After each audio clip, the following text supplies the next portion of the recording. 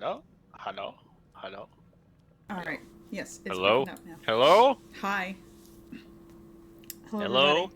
We're good. We're working. All right, let's do the Welcome intro back. song again.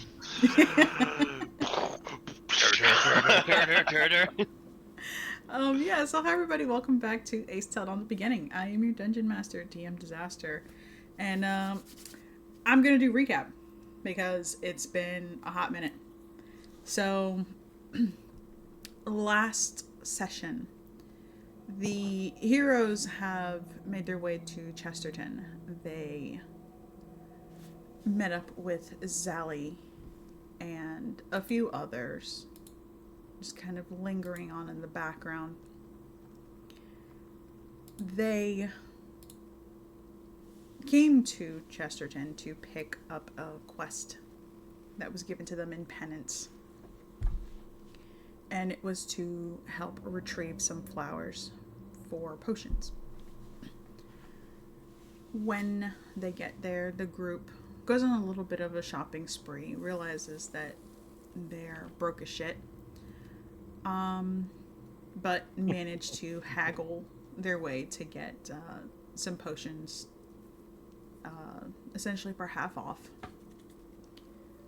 After that, the group gathers together and makes their way towards the swamps. They are led by two rogue scouts who are there to guide them in and out. When they get there, they see that the entirety of the swamp area is surrounded with zombies. The zombies rise and begin to attack them. As they fight, they notice that this creature that has flowers on its back drops these flowers when it eats a body. Realizing that these are the flowers they need to collect, they go about their way to collect them. Once everything is said and done, Gruul sees that there is a light coming from the tree. And in his great wisdom decides to touch it. Wouldn't touch it. And Don't touch the butt. he is shunted into a very familiar memory. The others, seeing Gruul disappear in this light, follow suit. All of them expecting to go where Gruul has gone, and instead they are all placed into their own memories. Baxi is in a town. He remembers this as the day that he became a Leonin. Gruul is in the mountains. They had just been in a war, in a battle, and Gruul, blinded by his own rage, continued to fight even after the battle has come to an end, and in his blindness accidentally places the axe in his sister's chest. Wiggum wakes up in a temple. But he's not wandering. He is in place, frozen, and he gets to watch his friends come by and visit him every day until eventually none of them show up.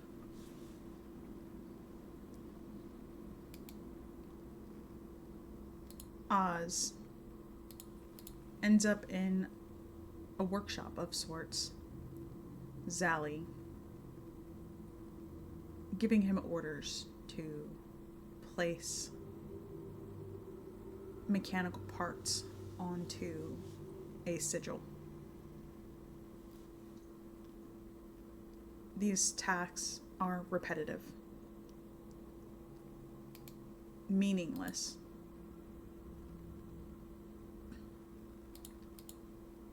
And Teddy is pulled into hell.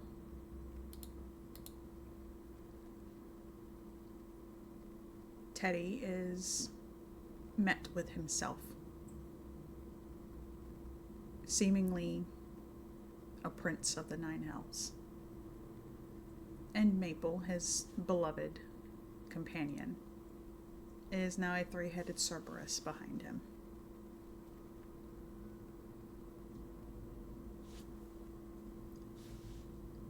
So, jumping straight to Kroll. Well, here we go. Kroll, you have just plunged this axe into your sister's chest.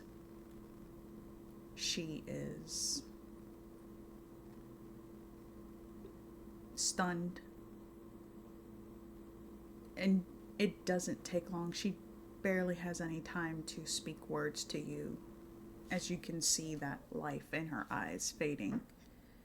You are aware of what's happening, unlike that day. You can see your actions, but you cannot control them. And you see Mizara collapse.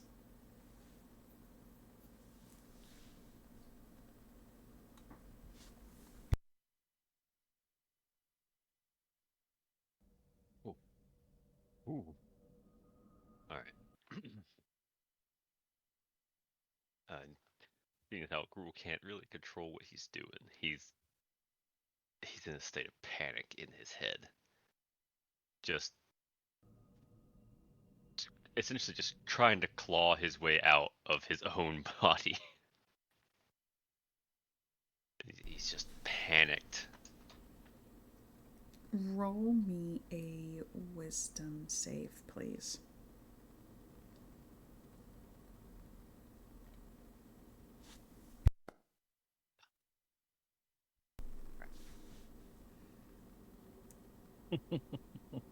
So, as you attempt to take control of your own body, you find that you're still unable to. It's.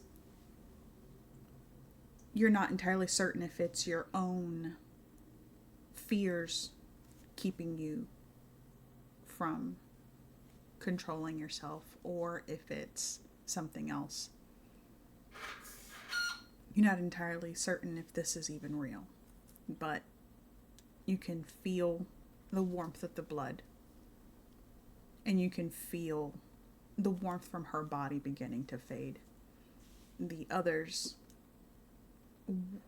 run up to you, keeping a good distance, uncertain how you would react towards them.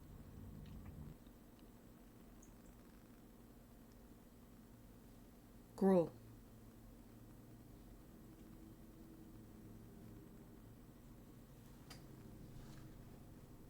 He's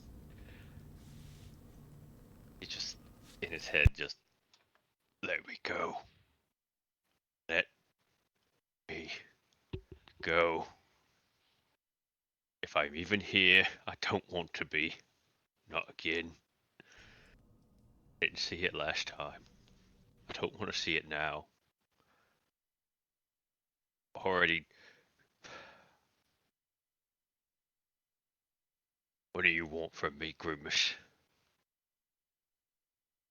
You already took everything from me. Just to make me live all over again. Again?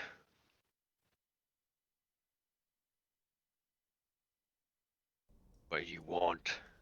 Just let me go.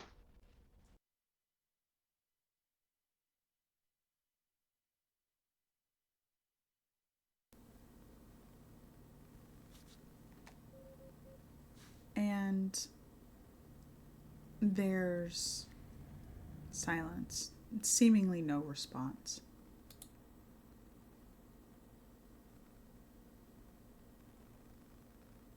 And you hear a voice kind of around you. It's almost like it's being carried in the wind.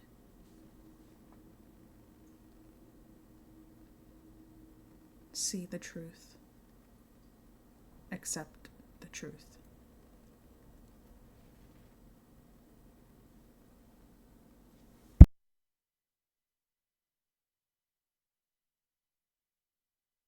The truth.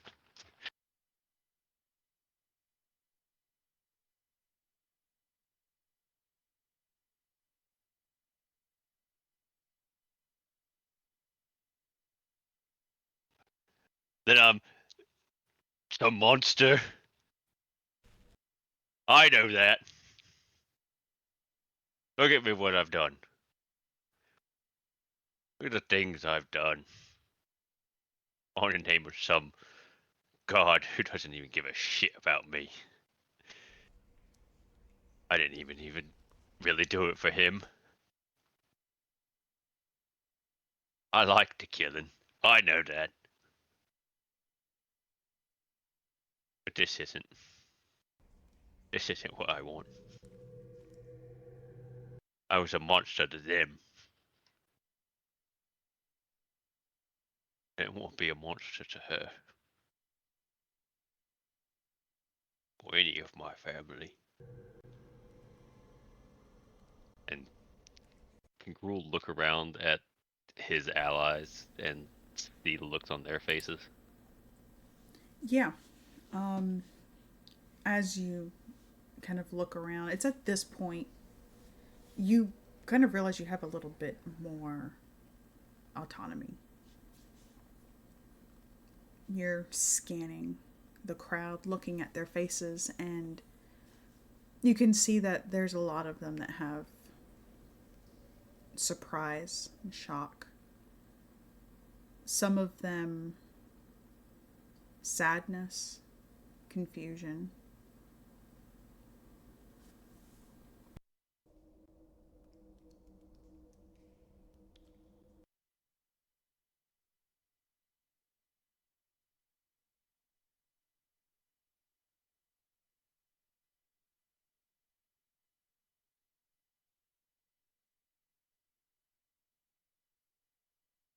Just sit here, be a monster again. I left this behind me. I thought. Was that a dream?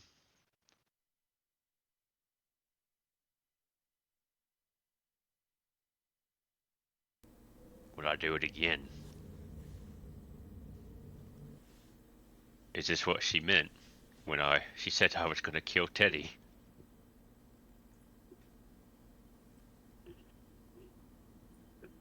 Maybe I can't stop it.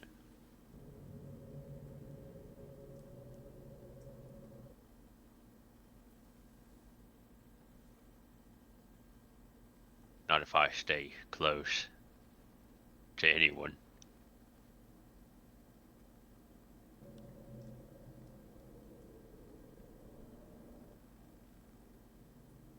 If this is just a dream, let me go. I've seen this hundreds of times already. Not learning anything new.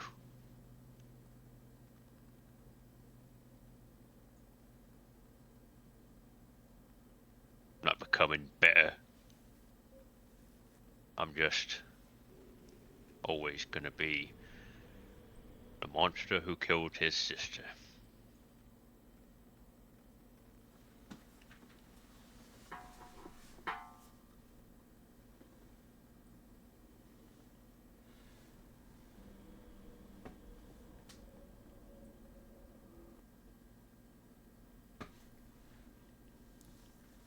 And again, there's silence, there's no response. That same whisper kind of flowing in the wind. And at this point, you see what looks like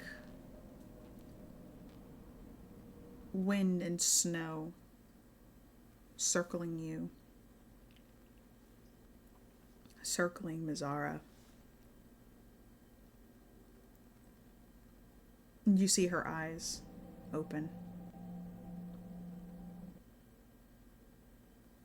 And she stands looking at you, this large gash across her chest. Her eyes are dead. You see there's no life in them, no light.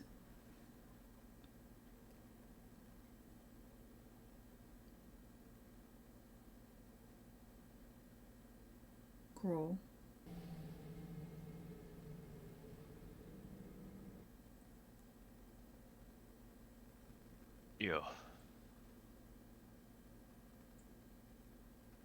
You're What? dead. Don't taunt me. Why did you kill me?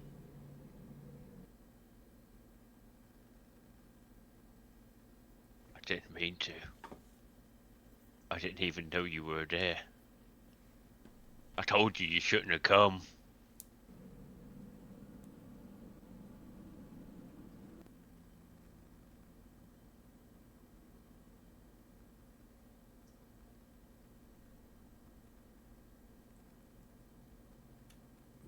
Are you to use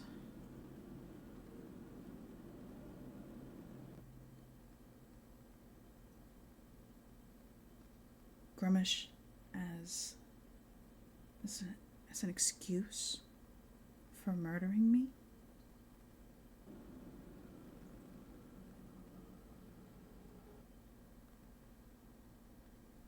No. He may take credit, but he can't take it for this. All the victories I gave him in his name. He wouldn't dare take this mistake from me.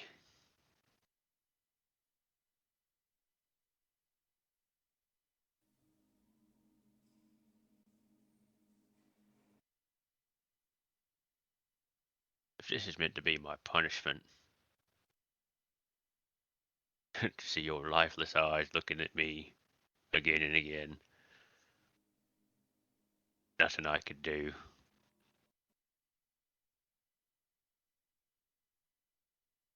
Guess that's it, isn't it?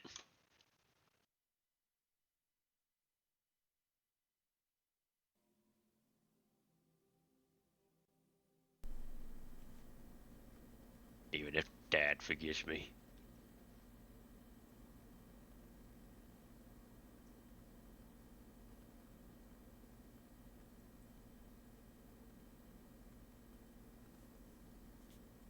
She doesn't say anything in response. You see her lifting her hand to the wound on her chest.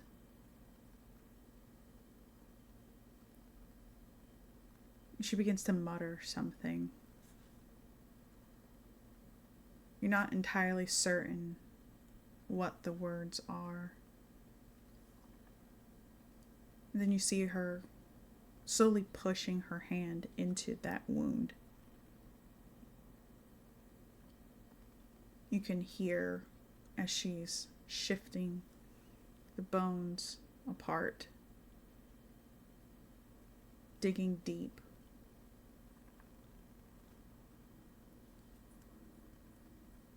And then she pulls out her heart. And she holds it out to you.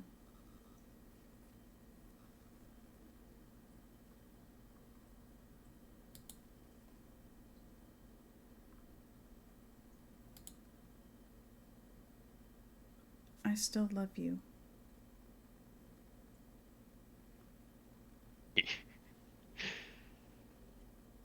Even after what I did.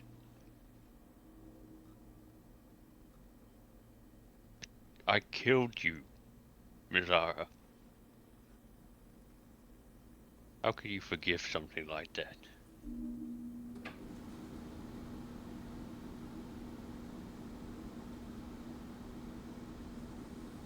Just as easily as you can forgive me for what will come to pass in the future.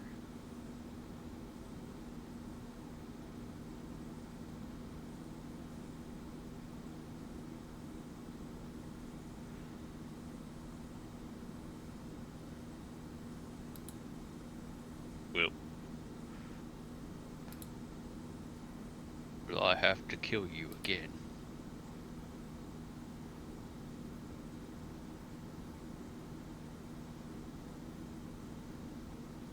Mercy killing.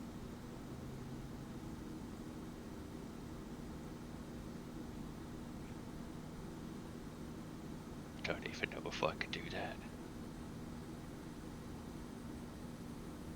If you love me enough, if you want my forgiveness, you will.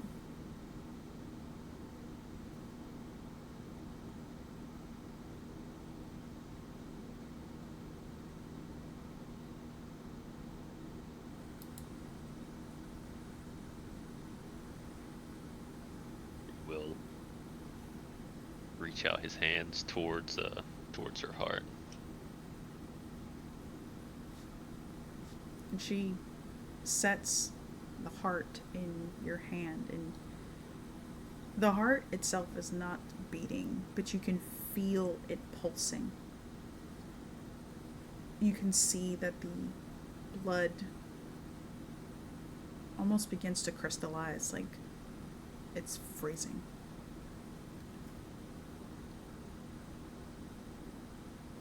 When it completely crystallizes, it appears to be very similar to that crystal heart that Teddy has. Only this one is swirling with green and blues. But inside there seems to be fire. You are immediately hit with images of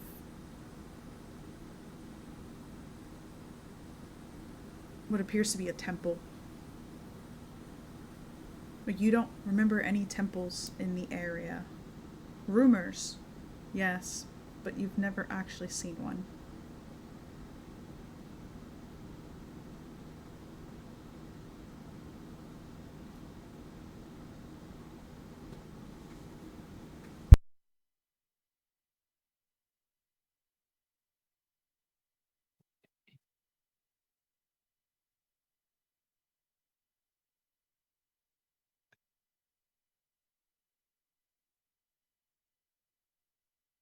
Rule's just gonna hold the heart close to his chest and just kind of collapse to his knees. Or I guess he's been on his knees this whole time. He holds the heart close to his chest and kind of closes his eyes and sobs.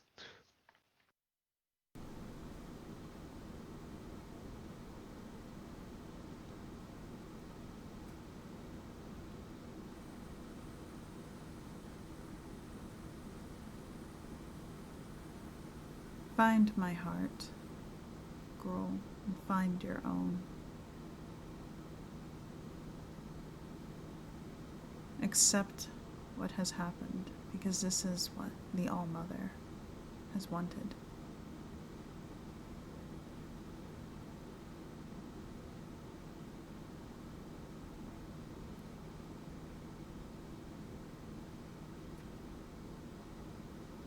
Does Gruul recall anything about the All Mother? Or what does he know? Roll me a history check.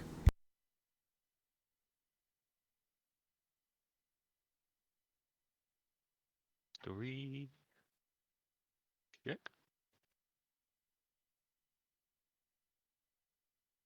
Doing great.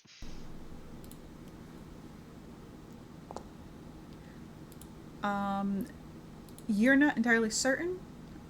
You do know that they call her the All Mother. They would occasionally call her the Cave Mother. So you know that she is part of the the orc pantheon. Uh, this is Luthic, the orc goddess of healing and home.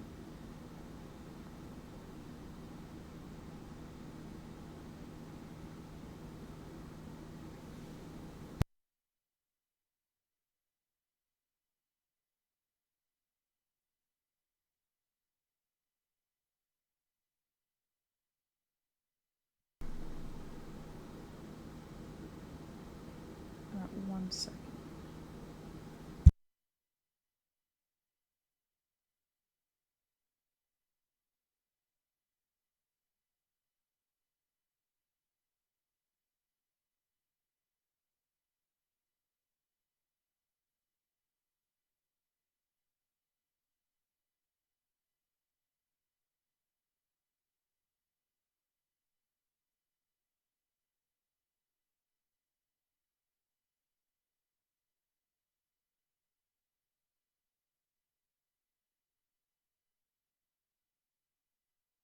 All right. If anything was said, if you could repeat that. Oh no, Nothing was said.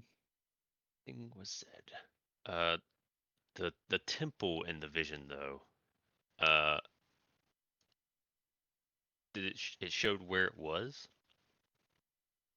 You see snow, so you know that this would definitely be in the north. And you did catch a glimpse of what appeared to be an orc, but you're not entirely certain who.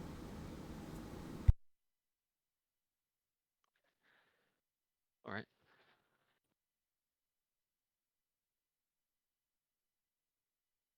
We'll look up at Mazara from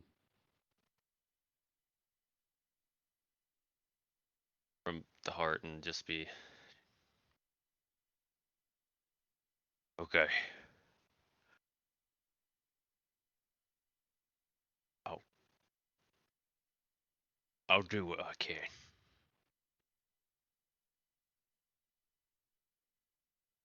But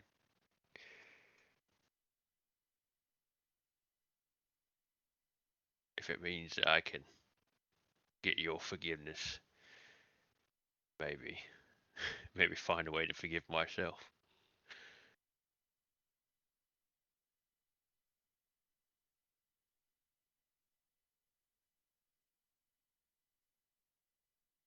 I think I hope I'll see you again.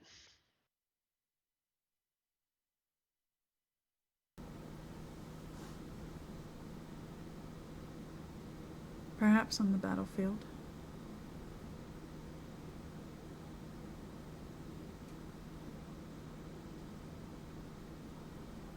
Though, Grummish willing, we will see each other again.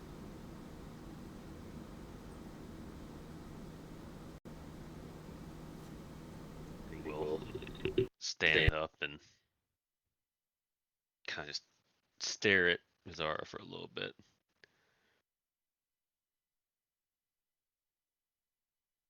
All right. Well, I got a feeling that some of my friends might be having some trouble. So I probably ought to go give them a hand.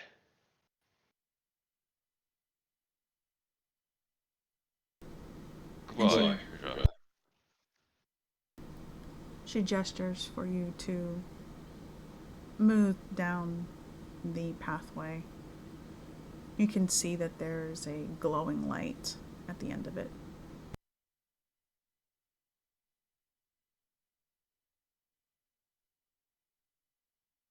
Rule nod his head and he'll pick up his old axe with the heart in one hand and the axe in the other. He'll make his way towards the light.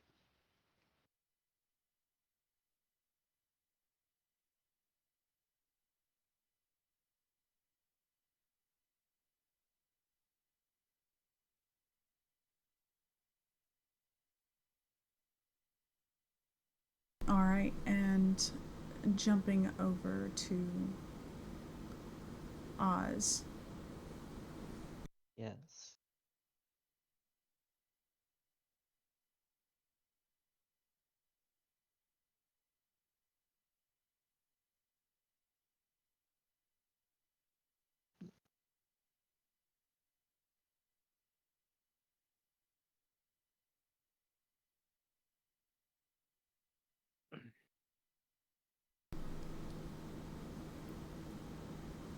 Oz.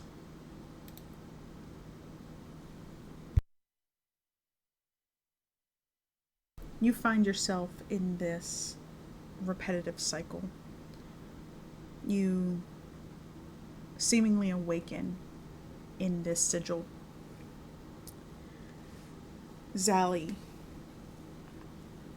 addresses you with little regard for who you are, gives you instructions, and then once you follow those instructions, you're dismissed. You are called obsolete. And then the cycle repeats again. Nothing seems to change.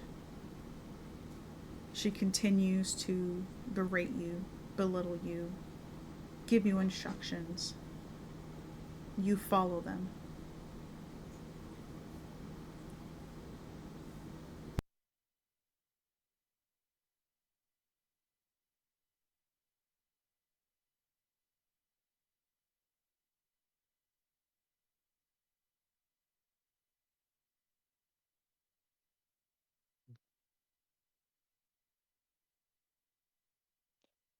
Every time this happens, where does the dream sort of end and begin again?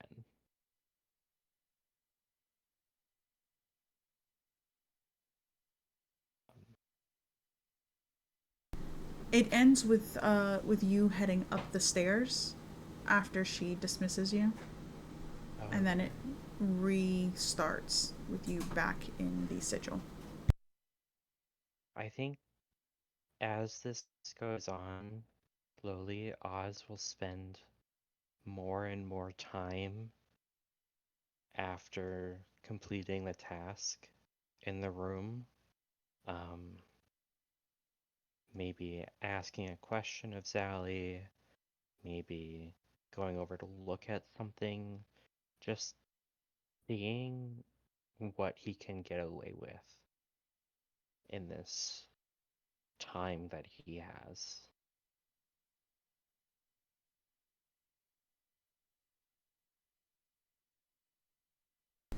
And each cycle that you do this, initially she looks up, doesn't say anything, and then continue your task. And then after a couple more times of trying it, the same response, but then finally you get another one and she... Why are you not listening? Are you defective? Just for quick clarification, this is a couple cycles, right? Yes. And so it seems like Sally is remembering the cycles as well. Roll insight.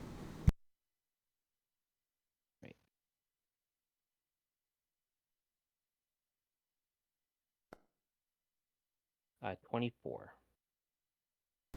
You can tell that it's not that she's remembering anything. Mm-hmm. It's that it seems your actions are causing some kind of change. Okay. Then Oz is going to continue. Um, um, Maybe I am defective. Would you like to have a look at me?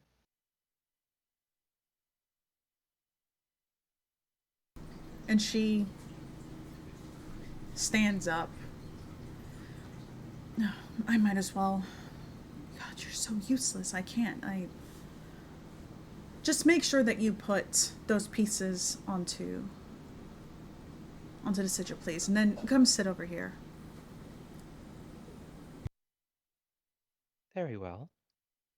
And Oz will go over, grab the pieces, put them on the sigil, and then head up towards Sally.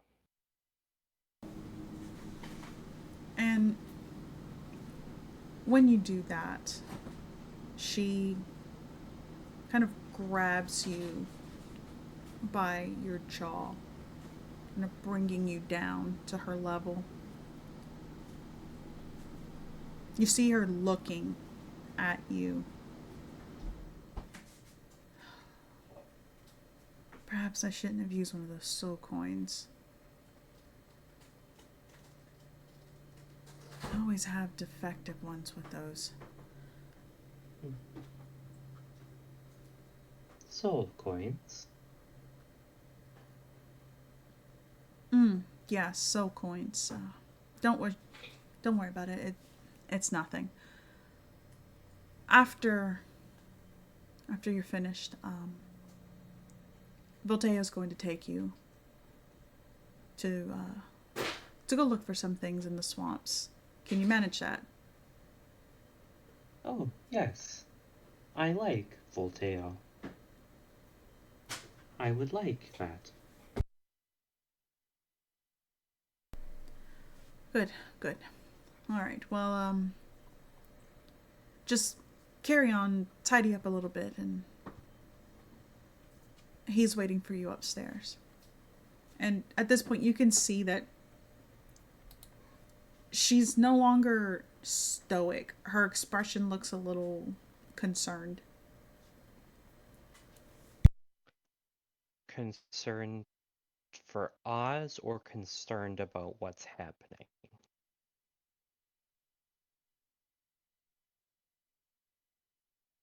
What was that? Concerned about what's happening or concerned about Oz, or can Oz get a read on what she's concerned about? Roll me another insight. All right. I can read you like a book, mother.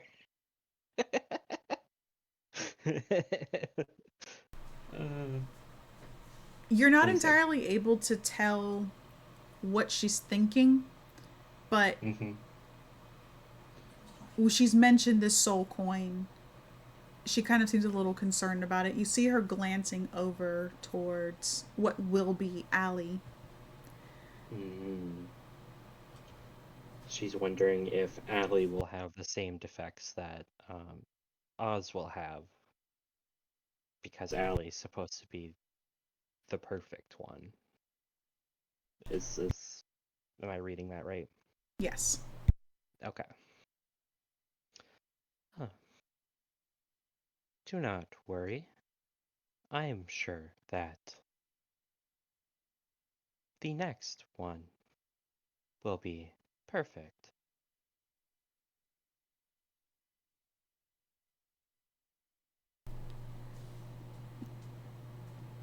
Right. Yes. As I said, continue with your tasks and then head upstairs. Go to the swamps with Volteo. Very well.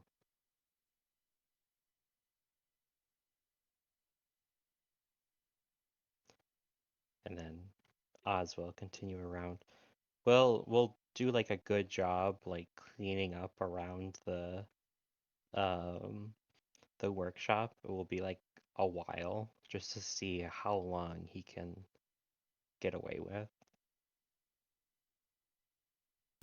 And then once he's, sort of cleaned up to his satisfaction, he'll go see Volteo. And very similar, after you finish the tasks required of you, you head upstairs. And the moment you head upstairs, you are immediately shunted back into the sigil.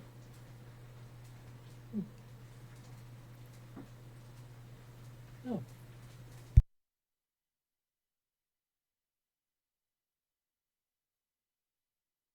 I think this time Oz is going to immediately start to go around the workshop and start working and see what happens instead of waiting for instructions.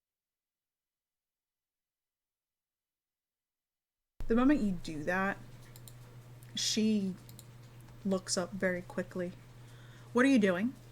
I did not give you instructions. Did you not? I thought you said to clean the workshop. I apologize. What would you like me to do? I need you to collect those pieces over there and I need you to put them on the sigil. Don't touch anything else unless you are directly instructed to. Do you understand? Yes, I understand. And Oz will go over, collect the pieces, um, and again do the thing where he takes a piece of Allie, sneaks a piece before putting the rest of her on the sigil.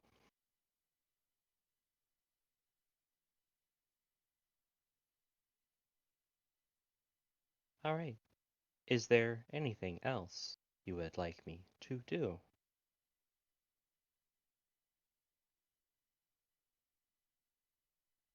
And similar to that, she tells you head upstairs with Volteo, go to the swamp. This is, again, it's repetitive. It's a meaningless task that you have to continue repeating over and over again. But you realize that every single time you do something out of line against your directives, she shows a different sort of response. Mm-hmm. And Oz has spent a lot of this time trying to figure her out, and I don't think he's succeeding in his own mind. He's not like he thought in that last time by immediately going to work that he was doing the right thing, but he wasn't, and so she always trips him up, you know? Um, let's see. Around this workshop, is the stairs the only exit to this place, exit or entrance? There's a set of stairs right back here near the crystal. Oh, okay. Um, then I think the next time through, so if they go through, she's angry this time because Oz wasn't following directions. Oz will go up those regular stairs. I think the next time through, Oz will try to get the same reactions that he got the previous time where he was given more leniency. Um, where he, was asked if, when she asked if he was defective, he asked her to look at him, and then, all that stuff. And he's gonna try to sneak out those stairs this time to see if he can. All right. Are you going to actually attempt to use stealth or? Um, if she, it, yes, yes, All right. Roll me a stealth check, please. 18. So at this point, you following her typical directives, you are tasked with continuing everything, and this time you notice a secondary door that you actually hadn't noticed before. Mhm. you see that it's near this very large crystal structure. And the crystal itself seems to kind of hum with this energy that you've never felt before. It feels good. It feels warm.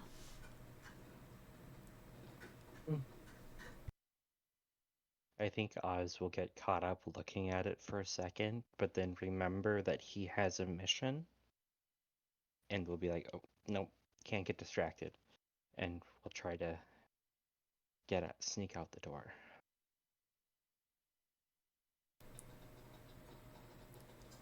And are you heading out of the door via her instructions? Or your own volition? I don't believe. So she said to go out this door with Volteo. So I think what Oz is thinking is I want to see what happens if I go out this door. I don't know if he's necessarily thinking about escaping, but he is thinking about seeing what happens if he goes out this door. All right. So, making your way towards this door, you are briefly caught up by looking at this crystal. But you continue onward. You open the door, and as soon as you open it, you see Volteo standing there. Very bright smile. Oh, look at you. Aren't you just the cutest little thing ever? Zally, darling. You said that you needed me to go into the swamps. Look, my love, I can't do that. That's terrible. I'm going to get mud in my shoes, and my cloak is going to get ruined. Can't you just send the little creature by itself? And she just kind of, yeah, whatever. Go and fetch. And she kind of mentions just a couple herbs, mushrooms, and whatnot. Go and fetch that for me. Be back before Yes. dark. I can do this. Though I will miss your company, Volteo. Right. Well, whenever you return, how about you and I go out and get a drink sometime? Can your kind drink? Oh, it doesn't matter. Don't worry about it. Yes, that sounds lovely.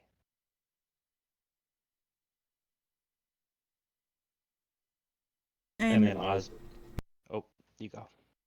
I say, as you step out of the door, you manage to make it out this time, and you hear as the door is closing, Zally and Volteo talking more, but you hear the word Asmodeus kind of thrown in there again.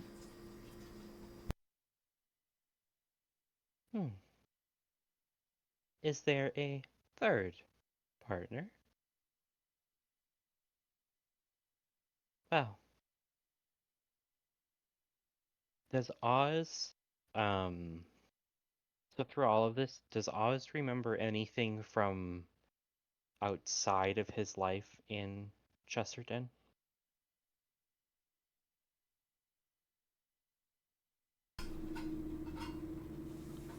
As in the current life that he's living? Yes. Yes. Okay.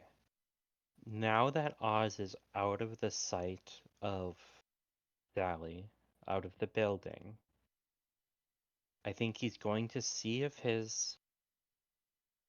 these weird memories of these other people, if they're real, and he's going to try to get to that large tree where he thinks these people are. So he's going to wander there.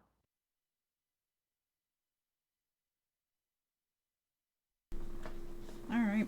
So, as you wander through this area, you moving just with recognition. You've never been to this tree before, but you know how to get there.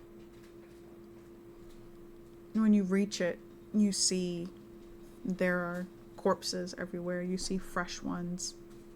You see a couple of the villagers kind of dragging the bodies and throwing them near where the corpse flower is.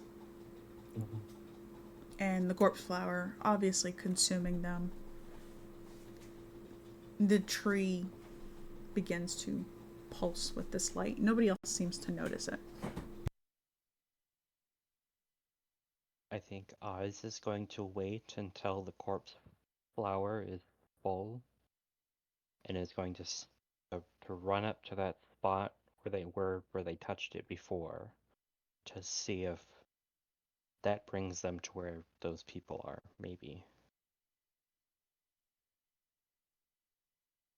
Because I think at this point, Oz doesn't know if it's a reality or if it's something that maybe he's dreamed in between the days of doing the work. You know?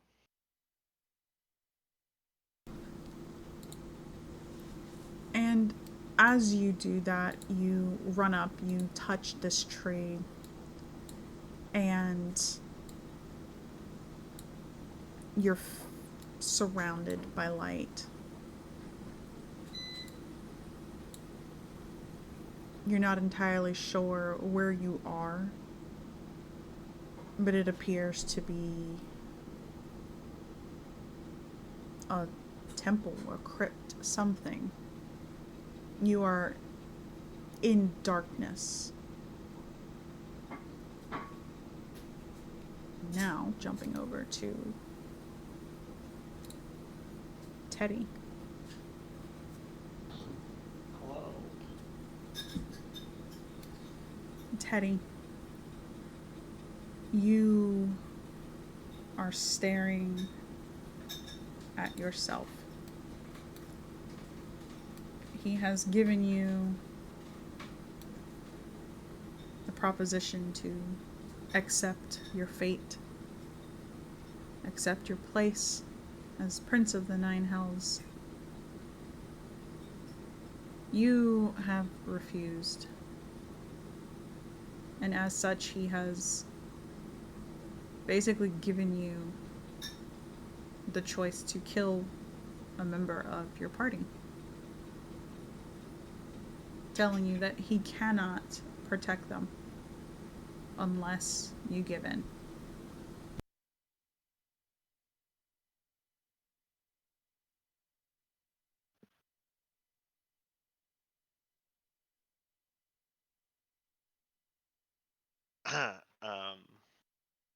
I just see the chick there, so I'm like, "Yep, you can go." Just kidding. Yeah, I think Teddy is just like full panicking. And everyone's just like around me in like they're like trapped, right? They don't even seem to be conscious.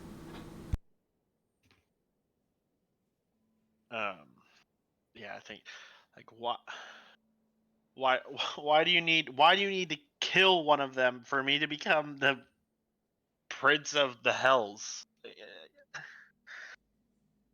I'm not gonna kill any of my friends. Like I'm just not gonna do it. So look, you can go ahead and you know do whatever you need to do, but I'm not gonna kill any of them.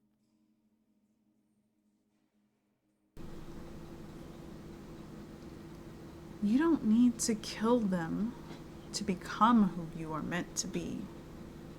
You misunderstood me. You refuse. And you have to kill them. I'll let you go. No worries. But one of their deaths will be on your hand.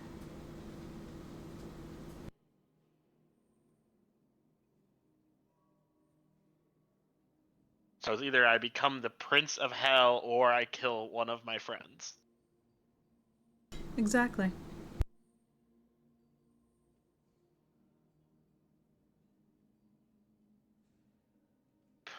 you're me in the future, aren't you?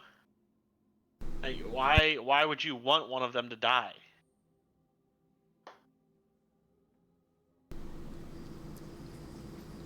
I'm the you that accepted the deal. Where's the me that didn't? And he points at you. You're right there.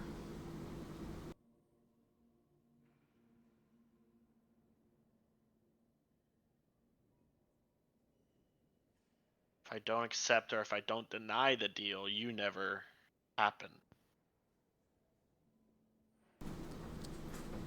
I cease to exist, and so does the rest of Aes'Taldon.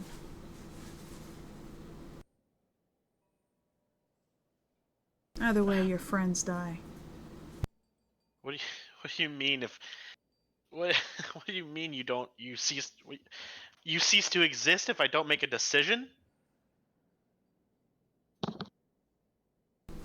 And he just nods very slowly. Why? What is so important about me? I told you, I can't tell you until you accept the deal.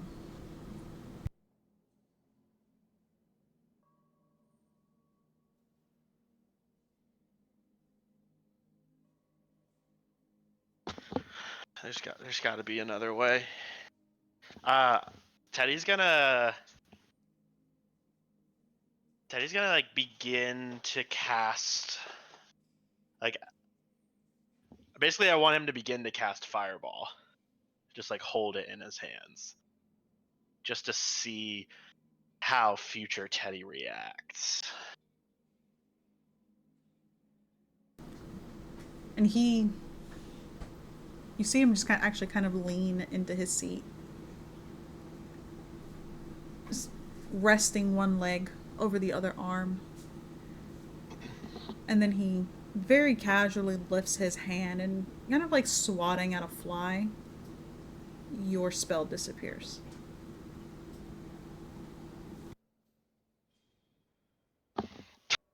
Teddy's just gonna do that multiple times. Just like, try to. I don't know. He's just trying to see if he gets some kind of reaction, like he's scared or worried that Teddy will attack him. Just because he doesn't know what else to do. It's like just full panic mode. Um, And every time you do that, it's the same reaction. He swipes it away. You even see Maple lean over and just kind of puff with her nose, and it disappears.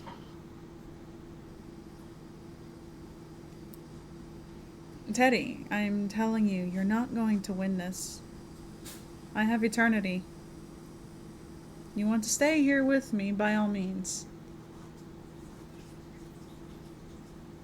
Though I can guarantee that your friends will suffer greatly with your indecisions.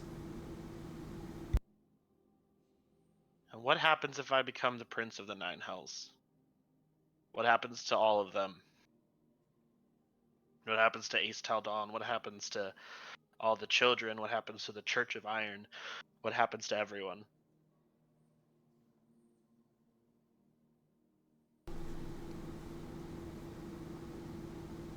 I will tell you that once you accept the deal. No. No, you'll tell me now. How about this? I'll answer one question, and one only. So you better make it good.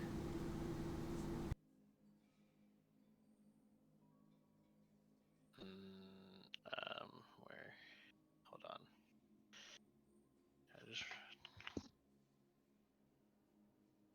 Can I just roll a straight up d20 somewhere on here?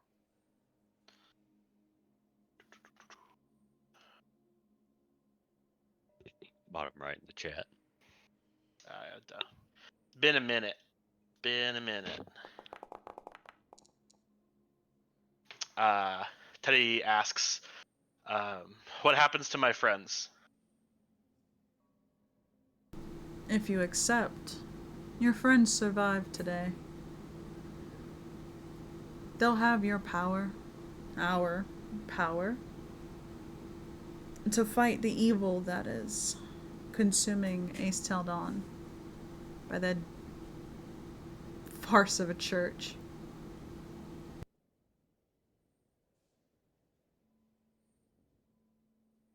Though I can't guarantee their survival during the battle.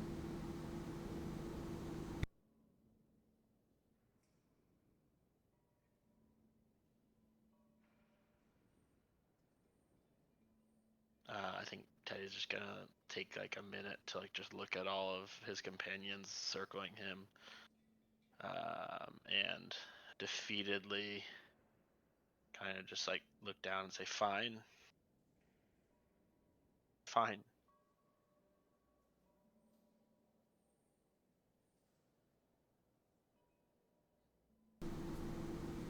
You accept.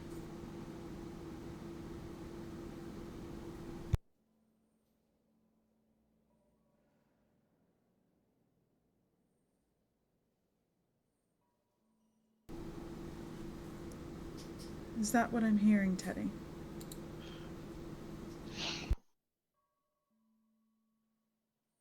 Yes, I accept.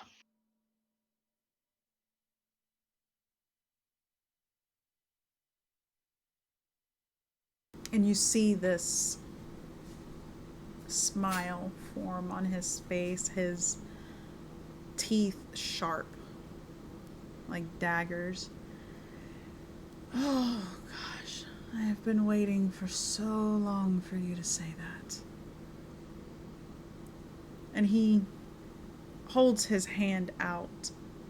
You feel yourself being lifted off the ground, pulled towards him.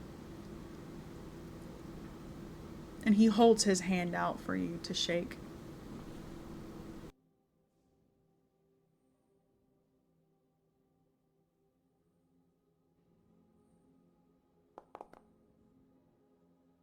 Fuck me. Teddy shakes his hand.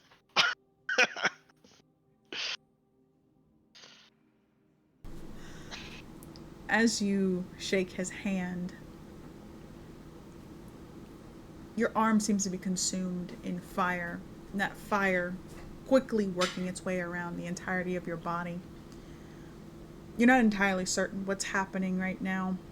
You feel this immense pain.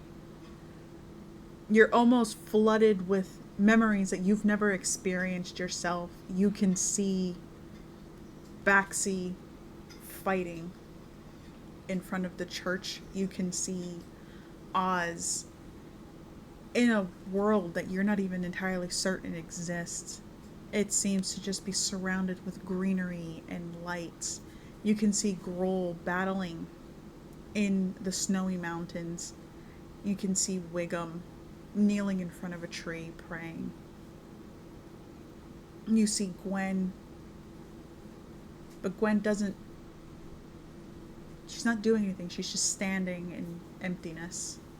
It's dark. And you see yourself. You see yourself surrounded by everybody now. But you're older. You're not entirely certain how much time has passed. But you are clearly an adult. Your horns fully grown. You're wearing a beautiful black robe with almost fire-like sigils all over it. You feel a hand on your shoulder and this very deep rumbling. I told you that I will protect you, my son.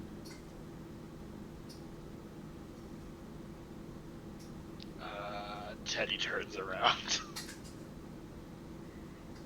And as you turn around, you see your patron standing behind you.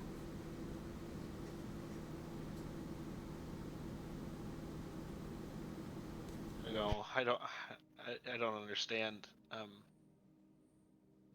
This was you all along. I don't understand what's happening.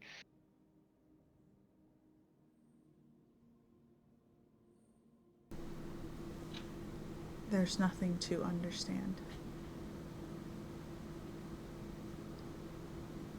You were created for a reason. And that reason was to save Aes'Taldon.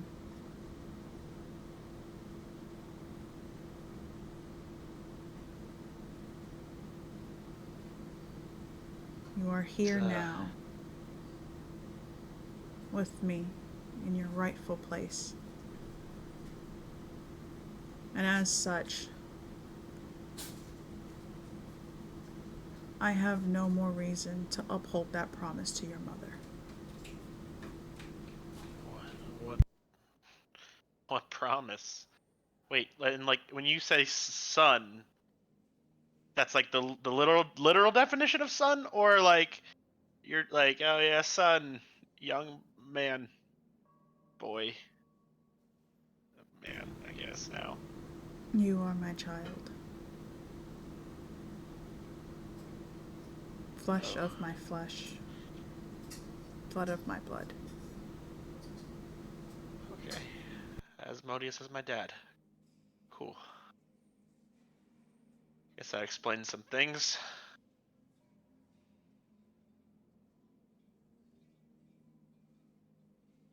What what promise to my mom?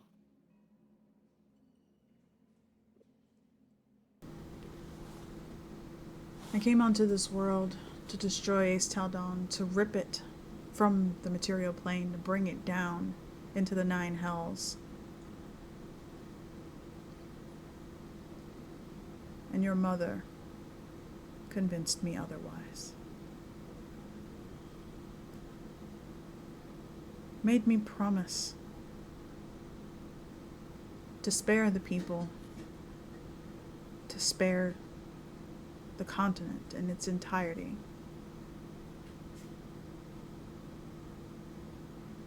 For you.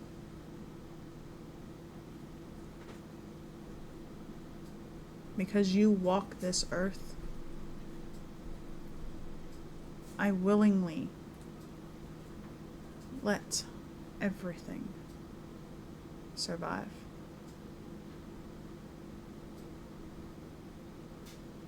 But no longer. Together you and I will bring an end to Aes'Taldon. We will rule it here. Together.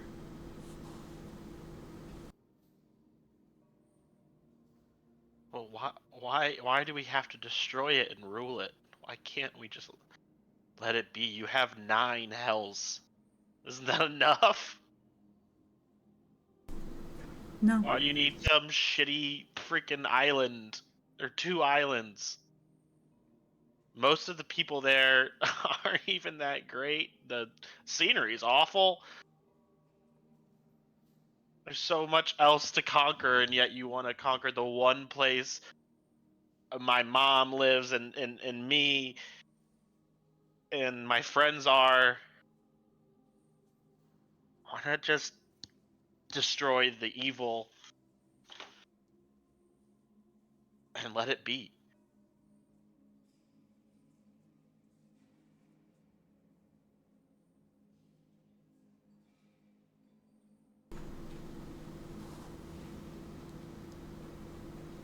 I wish to conquer the entirety of this realm.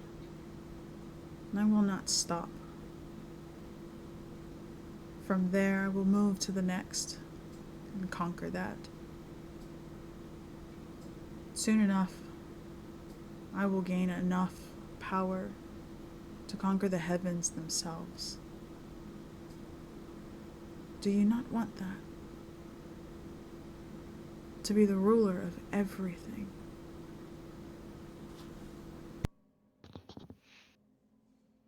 I just kind of wanted a normal childhood, and I didn't get that from the moment I was born. So,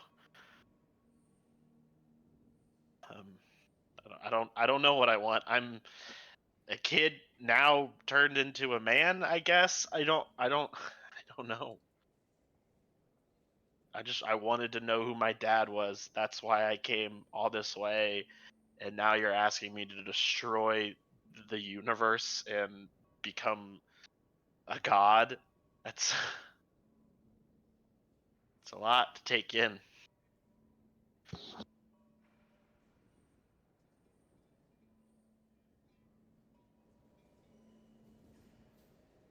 I have faith in you. If you were not my child, you would not have accepted.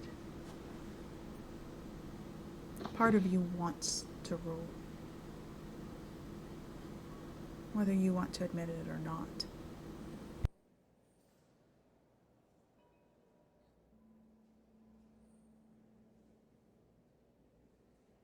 I don't know what I want. All I know is that I care about my friends, and I care about the good people in Aes'Taldon. So for now, just let me go back. Let me save them. Then and we'll see. We'll see about ruling everything. I just need to think.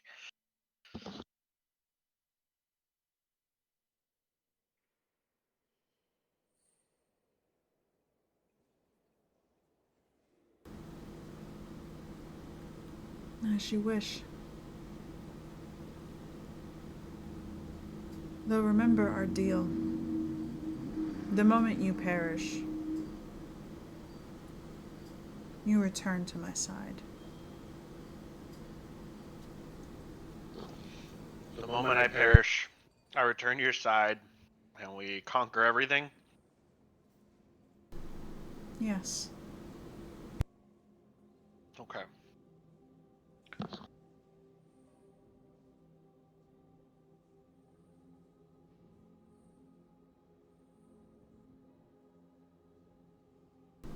And you are engulfed in darkness again. Smoke filling your lungs, blinding you. You awaken. The smoke dissipates, but you're in darkness.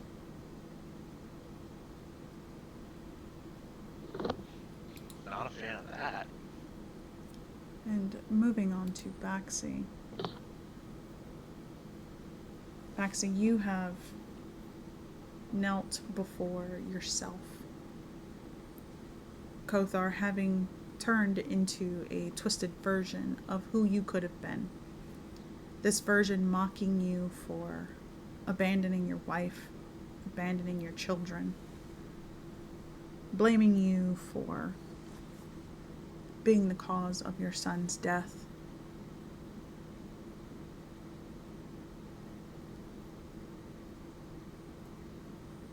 You accept it.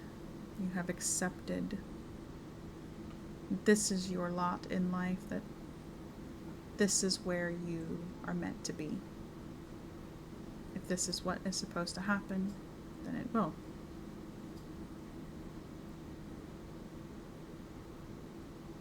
And this twisted version of you raises a sword. And he swings it. You feel that burn, the sting, as it cuts through. You can see as your head is falling from your body. You can see that twisted smile on your face. And as everything starts to go dark,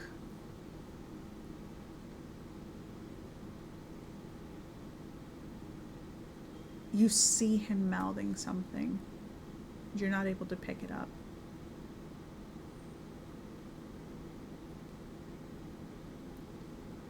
But just before everything becomes dark, you could have sworn you've seen a tear falling from his eyes.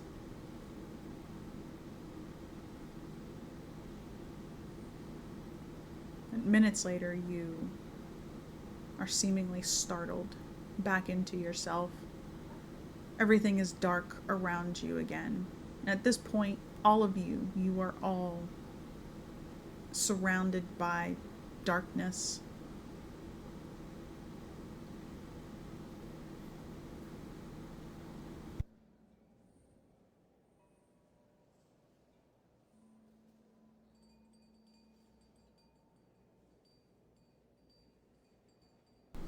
So what are you doing?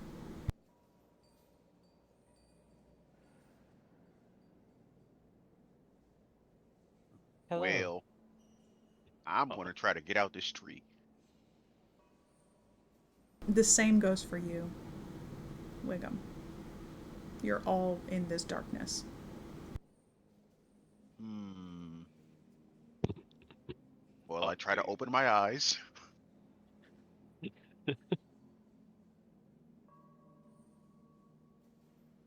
It's just pure darkness around us.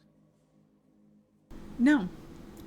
You see a sliver of light above you. Hmm. Do we see each other? You do not. Do we hear each other? Are you shouting? No, but I Oz smell like a wet cat. Yeah, I with my, or I smell with my ears. Pickums has no mouth and he must scream. Um, uh, will say, hello, or not, hello, are you here? The rest of you hear that. It's very muffled. Yes, voice in my head that sounds like Oz. Am I That's in a, undeniably. How like how high is that sliver of light above us? How far away is it? Not even a foot. Oh, Do we feel like we're encapsulated in something, or can we move? You definitely feel like you are in something. have I been buried alive again? Again. um, Chatty's gonna try Hmm. to misty step out of whatever that we're in, because I think it's just verbal.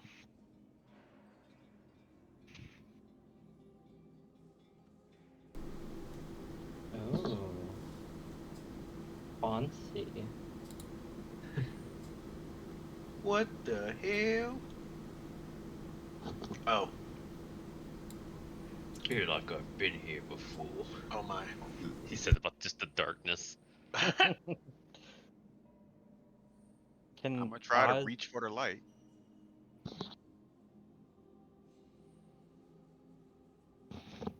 Yeah, Teddy's gonna start like. What's in the middle? Is this a light or is it like water? That is a statue. No, it's a statue. Okay. can Oz use the wand of termites that he has? Use one charge to destroy one non-magical wooden object within 60 feet, targeting the above him. There's no need. You feel that it's stone. Oh, okay. Gold, you say? Rule's going to attack the darkness. Oh my. Thought I you're mean, pinned after down. feeling around, He's we could gonna start surmise swinging. we are in a box, a coffin of some sort. If we could quickly ascertain the backs, just push on every side to try and find a weak point. And Baxi, as you do that, you push and you feel a lid kind of shifting off. Teddy, you hear Gruel inside, swinging, screaming. Yeah, Teddy's gonna try to push the. Is Teddy still grown? Yes. Oh, so theoretically he's strong a little bit, or feels a little bit stronger now. So he's just gonna push the top off, or at least try to. Yep. And as you do, it's just your simple touch, and it almost seems to move on its own. Oh, I'm so strong now. Oh my The girl just gosh. punched the lid off. Don't hit Teddy. Like it starts to move. It's like, huh! Man, if you just kill Teddy right here It just by fucking accident. And shoots Teddy. off and like crushes him against the wall. Baxi will open up the other coffin.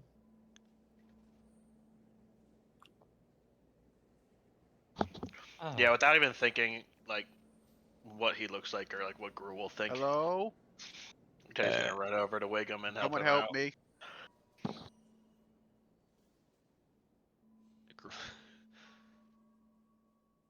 Gonna hop Ooh. out of the coffin. And does Gruel still have the heart in his hand? No, he does not. Teddy.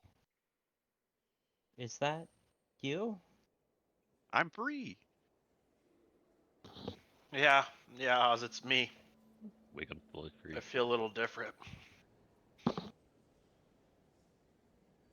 You are an adult.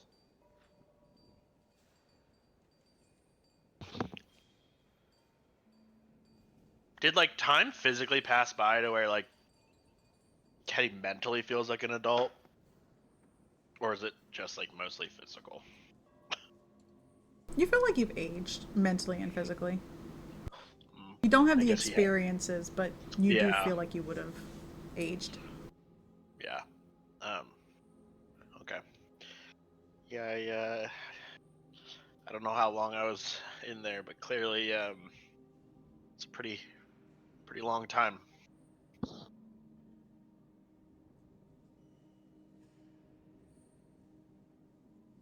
Hmm. In my day, people age normally.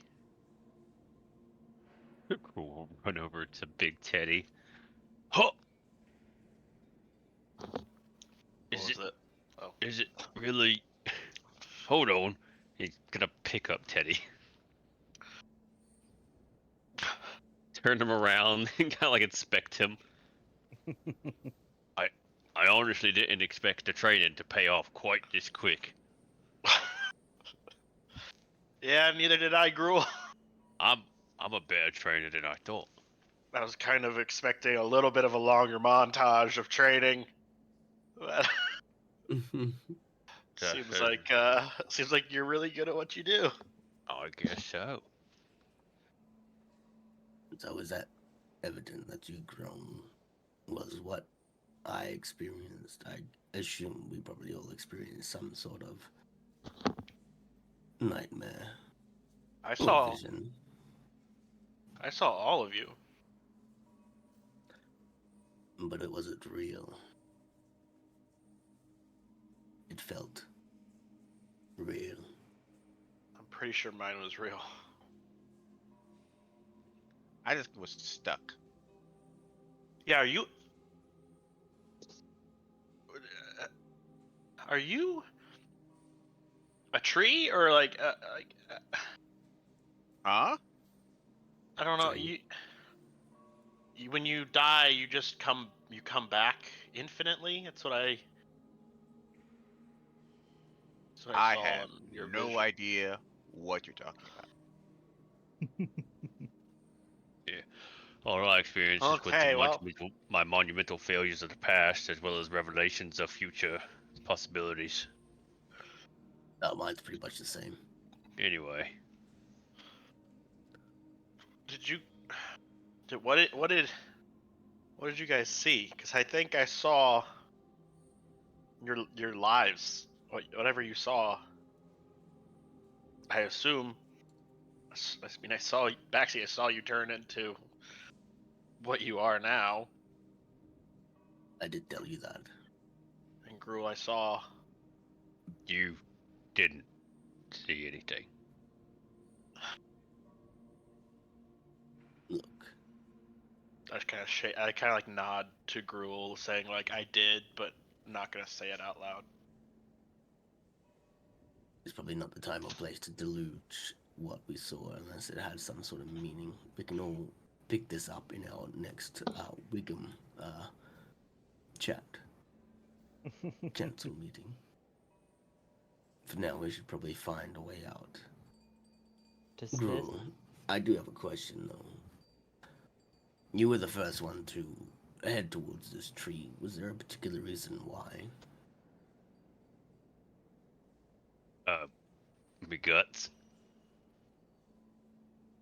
Mm, Random curiosity. That's really it.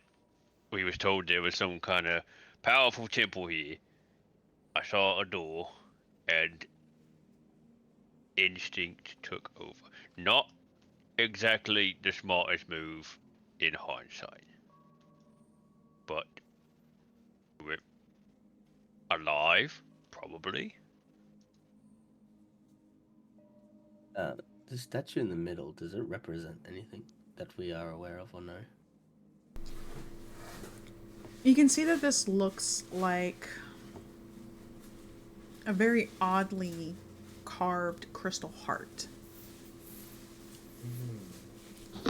Oh, It is Does it look- much larger than the one that Teddy has in his possession. does it look familiar to Oz in particular? No, it just looks like just a standard crystal heart. Okay. About how big is it? Looks to be about medium size. It's I'd bigger say than large. Wiggum. Taking up 4 spaces. Walks up to Heart. Gets real close. Hold on, let me just. Alright. You're right now. Do the Cool. chin scratch, inspect it. Touches it a little bit. I don't know what it is.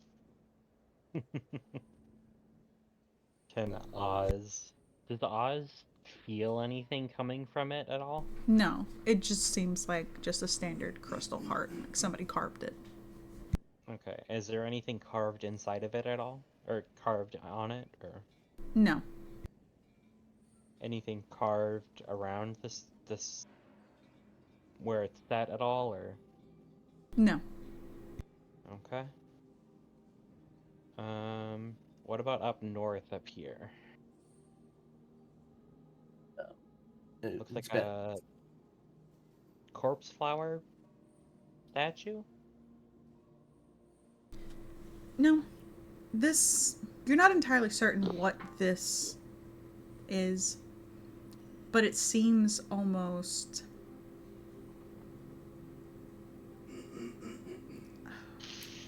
The statue itself, it appears to be a person kneeling, a nondescript, no face kind of figure. But they have what appears to be like a shawl made of leaves. You see a staff that appears to be carved from wood. Everything is stone, but you're getting the visuals from the way that it is carved. You can see flowers kind of blooming around them. So some sort of druid. Oops, I didn't mean to put that on myself. Oh, so you alright? What? well. Oh well. Can Oz recreate this position just in front Nice. of the druid? Just see if it sparks anything in his mind. This statue. Are you walking that statue? As you mimic the position of the statue, you all hear a very audible click.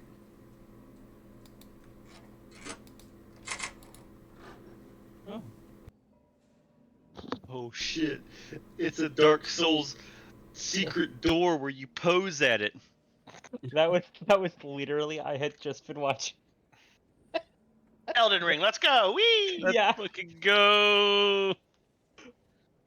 Before we go, this last coffin, does it open up? It has not Oh, yeah. opened up. No, open it up. Yeah. Baxi, as you open it, you Teddy see remembers. a desiccated corpse inside. They are small in stature, but you are familiar with the bright colored clothing that they are wearing. She just fucking bought it. I think without even going over to the coffin, Teddy's like, Teddy says, like, she's gone. Like, doesn't even have to, like, look in. I think in the first time, or probably in a while, a face of sheer anger and this deep darkness aura just starts to emanate of Baxi as he stares directly at you, Teddy. What do you mean? I saw all of what all of you saw, and all I saw from her was darkness. So whatever happened in here to her, it didn't. It killed her. This place. It I killed don't know. her. Or did you kill her?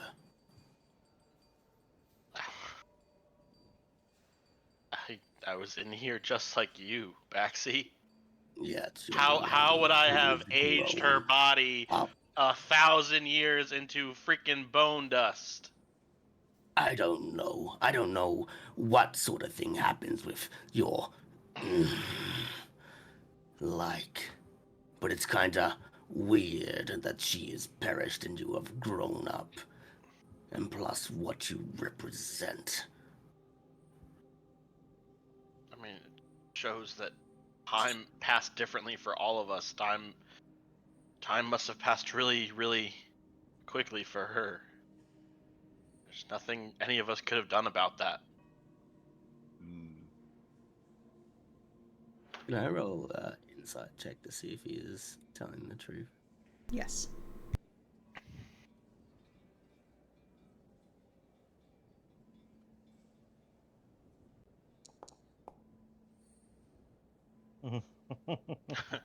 You're lying. He is he is telling the truth. I think in Teddy's head though, I think there's like he's pissed off as well. Since Asmodeus said that all of my friends would be spared. But he doesn't want to show that in front of the party. We all know that you're like connected to Asmodeus, yeah. No. Well, that? Yes.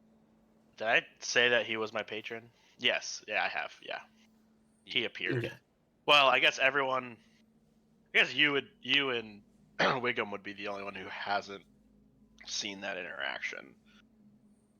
And I don't know if I've explicitly said it since you guys joined the party. I think Oz and Gruul know. Mm-hmm. Yeah, I think Oh. you have though. Oz Trying to remember Maybe. when.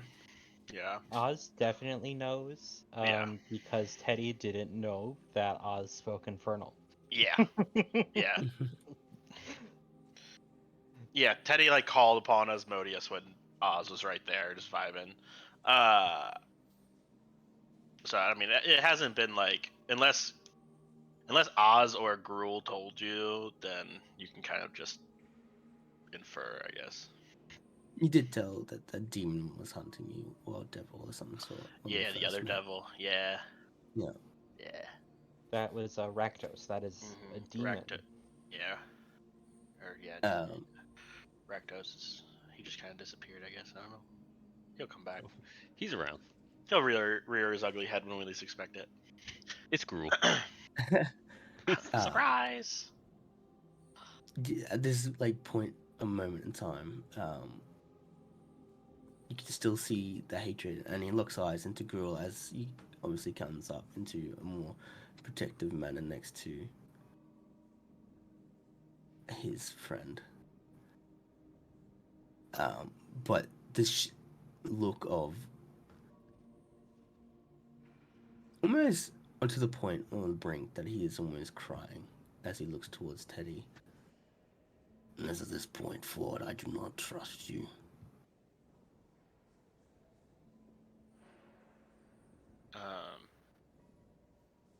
I think Teddy just like solemnly nods, doesn't say anything, like knows that like saying something's not gonna help this situation or help you like trust him right now.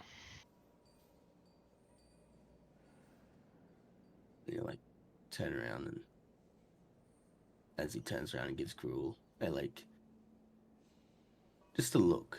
It doesn't mean anything or anything, just looks eyes with him as a little blink to blink back the tears as he walks back to where Gwen was. Ooh. Yikes. So anyway, I'm gonna try to pick this up. You cannot pick it up. Oh, damn. Poor Wiggum. Does it look movable, or is it attached to this lower piece? It is attached. Oh. Hey, Gruul, you got that axe, right? I always have me X. So hit the part where it's connected, right there. Okay. Hit it real hard. Gruul's You gonna hit really it think that real was hard. a great idea? Yeah, it'll be fine.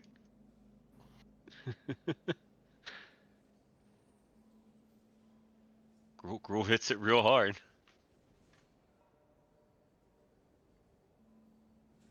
Hmm.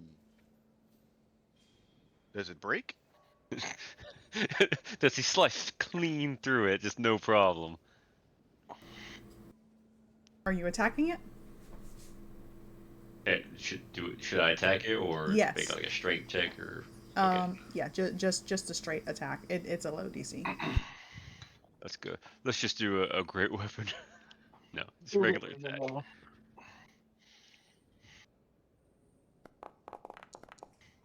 Oz already has Gwen's body.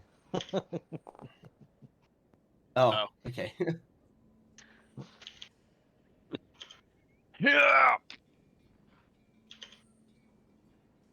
Gives it a mighty swing. Oh no, she's typing. Oh no. Oh, no. Woo! That's a lot of damage. Gruul, as you swing and hit this axe, you immediately feel this concussive blast kind of knock you back. The heart does crack from your hit, but then you see it slowly begin to form itself back together. Does he take 65 damage? He does take 65 damage.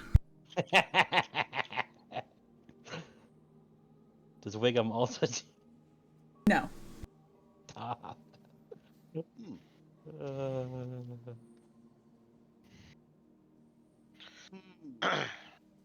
So everyone How you leaving. feeling, Gruul? Yeah. That pretty much went exactly how I thought it would go. Yeah. Yeah. Yeah. Good, Is there bad? anything down this well? Hole, sorry. Bad? That hurt a lot. Okay. Word of expert advice from personal experience. Don't hit big glowy rocks. How much health was Gruul at? Gruul was at full health. Not anymore. Let's see this. He is fucked up. If that was me, Yes. I would have been 1 HP. So. Give this, give this to Gruul. Normal. Ooh. Baxi, 29. as you head nothing. towards the edge, you can see that there appears to be a kind of stairway leading up. Oz, as you approach the statue, you heard it click and kind of shift open. Do you continue opening it? Yes. As you open it, you see that there is a box behind it. It's covered in dust. It is bound with vines.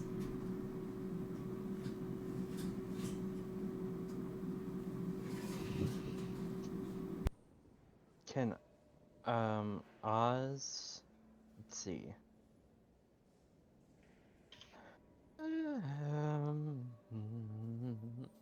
Oz will grab the box and bring it out. And then try to wipe the dust away. See if there's Get another one. Ooh, wow. Yep. any writing or anything like that on the outside of the box that he can make out. No writing. No writing. Um,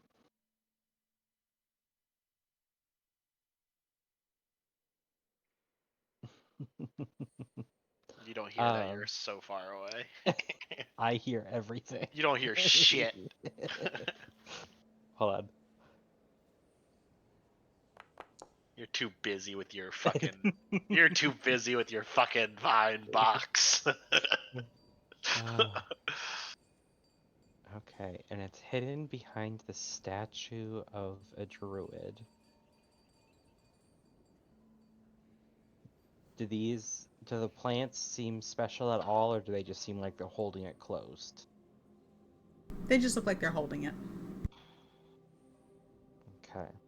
Oz is going to use the wand of termites to eat away at the...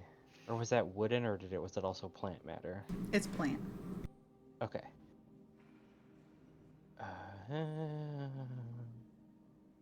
I believe that can also eat away at plant matter. Which, I mean, wood is plant matter, but...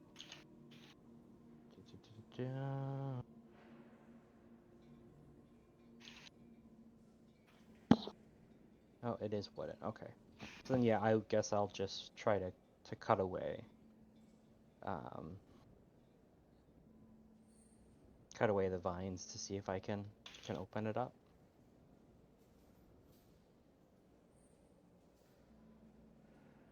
So you cut at the vines and they fall away easily.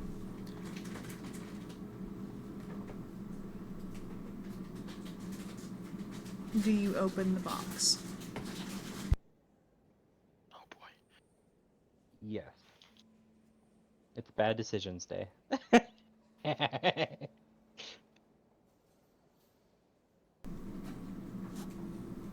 And you open the box and you can see, kind of nestled in a little bed of moss, what appears to be a heart, a crystal heart. Is this a red one? Like the other one, or is it a different No, color? this one is different shades of green. You can see that it is the size of an actual human heart. Mm-hmm.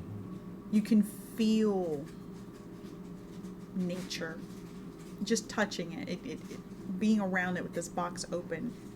You can smell nature around you.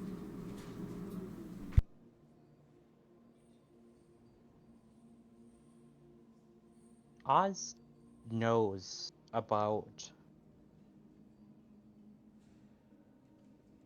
Oz knows that Gruel's sister was a druid, right? He told her that. He told them that. He told everyone that. I don't think he's told anyone a whole lot about her, Well, other when than we she's. had that Oh Wiggum's yeah, first. during the Wiggum talk. Wiggum's first talk. yeah. Yeah, he talked about she was a druid. So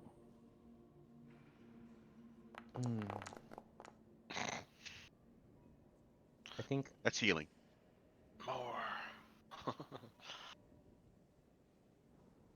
and you said this druid statue, it's completely nondescript. There's nothing recognizable about the face at all. There is no face. Or, yeah, that's what I meant. Yeah. And the clothes themselves, is there anything No, it distinguish? just looks like a standard druid's attire. Okay. I stop talking in the one language that I don't know. Sucks. Oz will take the box and he's gonna show it to the rest of the group. What's in the box? It's in the fucking box. I found another of the art in this box. This one is different. Oh, hold on. Rule is sitting up and he's looking at it. Does it look like the heart that Mazzara gave him? No, it does not.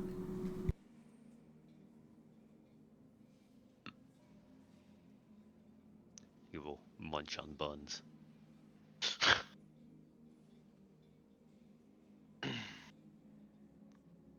But yeah, Oz will show it to the group.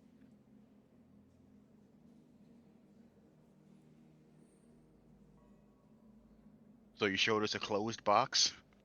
No, he'll open the Oh, box. okay. Dude, Behold. sick box, bro. Behold, a box. What? Teddy's not even there, so it doesn't really matter. What's it? Well, I'ma look in the box. Pop that bad boy open.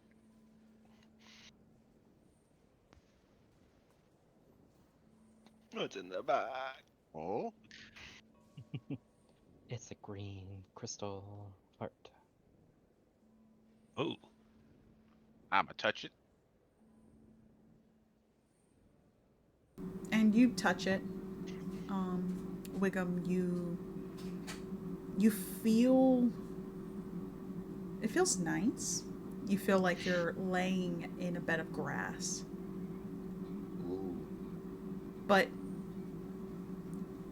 it doesn't call to you. Like you're touching it, but even you kind of feel like this doesn't feel right.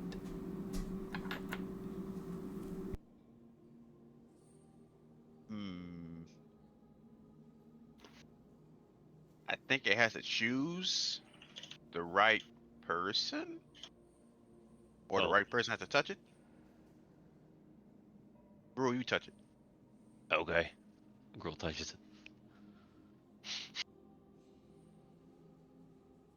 Gruel, you touch it and you feel like you're running in a field of flowers. Oh, And it oops. feels nice, but it doesn't feel right. It's Oz. Oh. Oz touches it. That's pleasant, but not for me. Oz, are you touching it? Yeah. As you touch it, you feel as if you're sinking deep into mud. Not drowning, but swimming. You can feel kind of everything around you, and very much like how mushrooms are. Their connections. You almost feel that connecting with nature around you. I think this is for me. And Oz will take it. And he can't do the same thing. That's right. His body's is whole.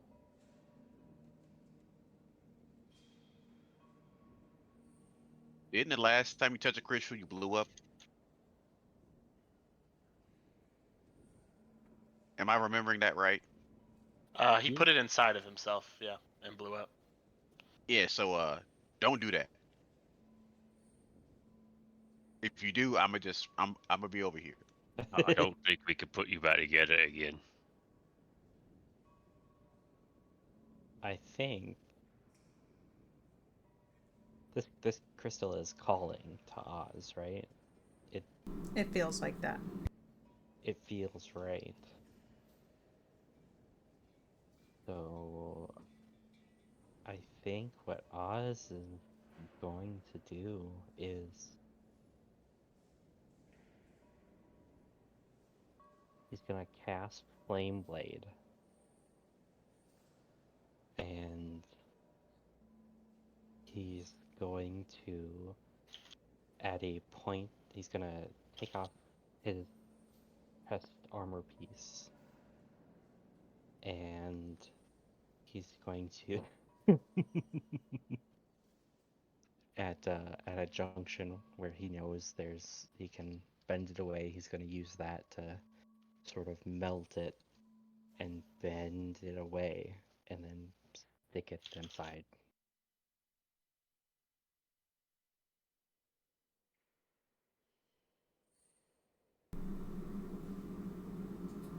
So what were you doing? Oz is cutting a hole in his chest and putting the crystal in. God damn it. Well, time to go back to hell. As you do that, Oz, all of you can see that once he places the heart inside of his chest, vines seem to kind of shoot out and kind of envelop him. Not completely, but more so just around his chest area, as if like to protect. Oz, is it suffocating you? Wait, you don't breathe. Feels Is it? quite nice.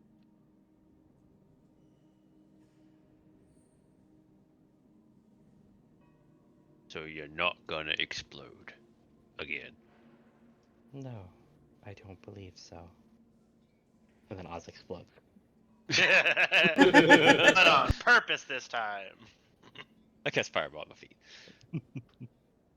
Girl's gonna get close and kind of inspect the vines. You get closer to them and you're looking at these vines, and they almost seem to pulse themselves as if they're alive. You can see the smaller vines, little tendrils kind of swaying around with a life of their own. That's neat. Just Gruul try to touch them. Girl's gonna reach his hand out and be like, "It's like some kind of symbiosis." If Gruul gets his hands close, I think Oz is gonna see if he can make the vines grab Gruul's hand. And you try to, and the vines don't. They don't respond. Damn. Worth a shot.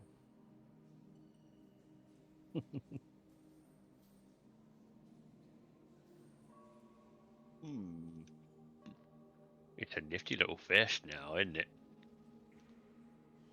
Yes. This one feels right. Wonder if that's what we came here for.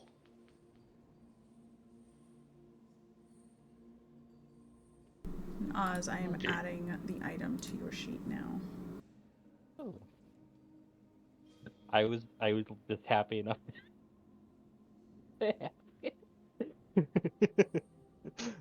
uh, Do you feel different, stronger, leafier? yes.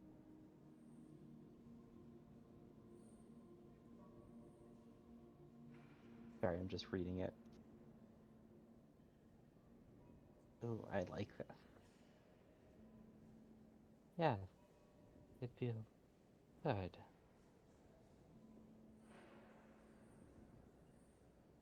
Can you do me say neat? Oz is going to summon a squirrel on top of on top of Girl's head. Huh, huh, huh. Where'd you come from? Hey, look, I found a squirrel.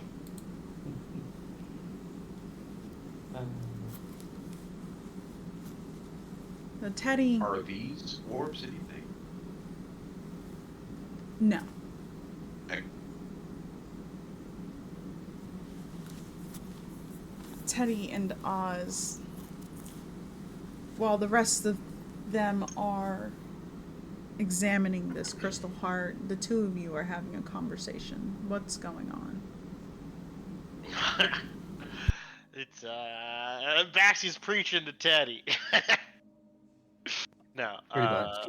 yeah. I think after you say like starting with Gwen, um, Teddy's basically says like I never wronged Gwen. I never wronged any of you. I'm not the reason we're here. I tried to keep us away from the tree, and yet, we all went in. That's not that wasn't my fault.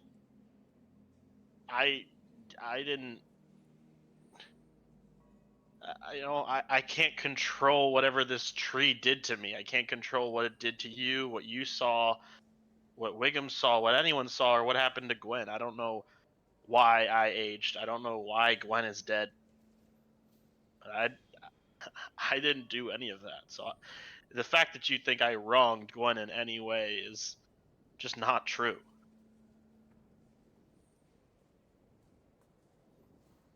I do You not can believe. And maybe perhaps it's not because I do not know you, or maybe because I'm just reflecting into things of my own past. But it just seems that way.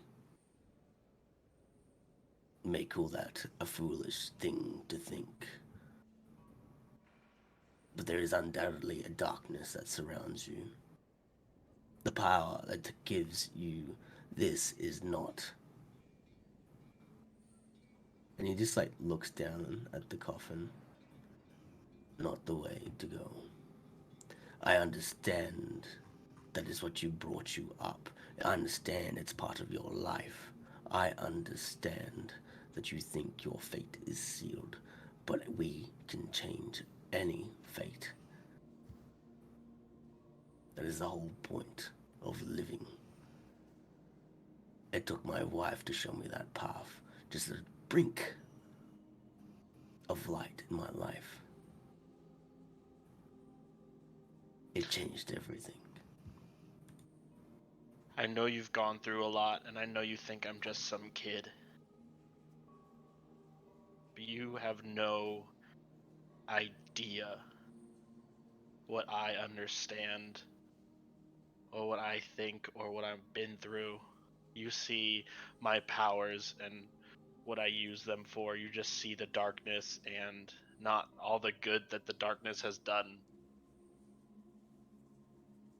Yes, I use dark powers, and I am not proud of how I got them or why I'm here, but I've never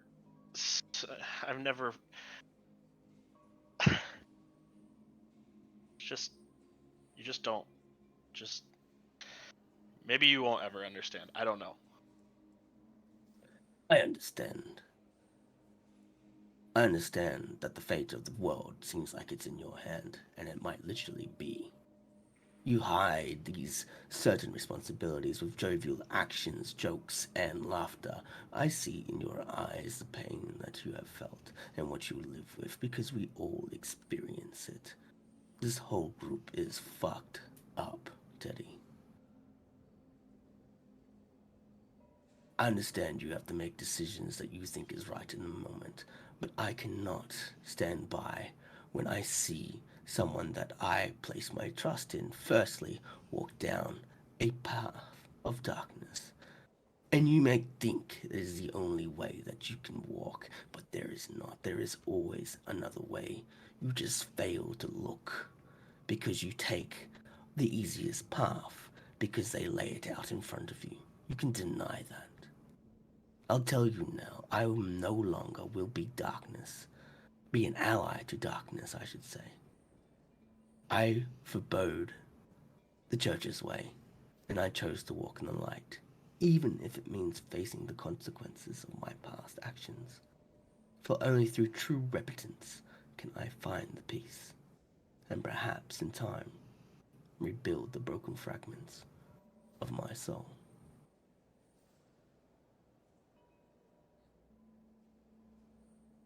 I think I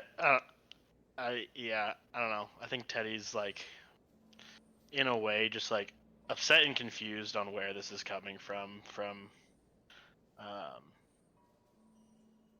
from Baxi. Like, just in Teddy's head, like he hasn't really done anything that like has been crazy ominous. So he's just kind of like, just he heard him, but he's not gonna respond, or um, at least to you. Yeah, I think you can ascertain, like you don't even have to roll or anything. Yeah. But when Gwen first joined the group, he did mention a few times that he kind of like she reminds her of a daughter, and he kind of like portrayed this image Gwen into the group that he had this certain um, role to play to, you know, To dress help her her. up properly, to Yeah. help her be like a Yeah. father figure, and to be torn away so quickly Yeah. after, especially the events that happened at Penance. He is not in the sound of mind, Sure. Yeah. and he's just using you as a scapegoat, Yeah. essentially. That's kind of what I think. I figured. Like, I think, Mm. you know. But um, Teddy's just gonna go back to kind of muttering under his breath in Infernal. Um, Basically, just over and over again telling Asmodeus to bring her back, because the deal was all of my friends would be unharmed today, and he didn't keep his word, and that, like, basically, like, if you can't keep your side of the deal, I shouldn't have to keep mine, kind of sentiment. Just gonna keep kind of saying that over and over again in Infernal, while looking down at Gwen's coffin.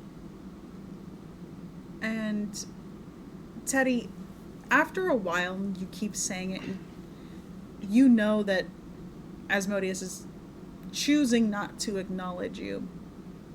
But after a while, obviously, it does get grating, and you feel his presence in your head. I did not take her life. I do not have her soul. Her failures to pass her own trial are her own. I have nothing to do with this temple.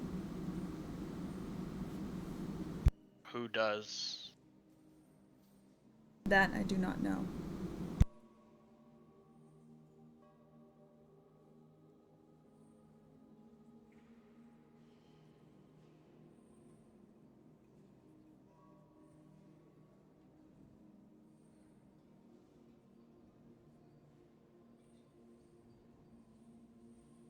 Yeah. I think they're just kind of a long break in Teddy's head.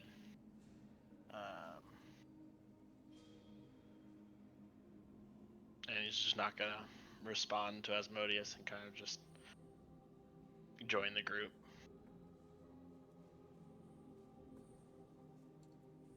Defeated. So, how'd your talk go? You're kind of over there for a while. I don't think Baxy's doing well. Does he need a Wiggum talk? Yeah, I think a Wiggum talk would be good for everyone. All right, here I go. Maybe I meant like a Wiggum group chat once we get out of this creepy dungeon. Nope, I'm going. Oh. Need some group therapy. Yeah, we need group therapy again. All right. Okay, let's get out of this dungeon, everyone.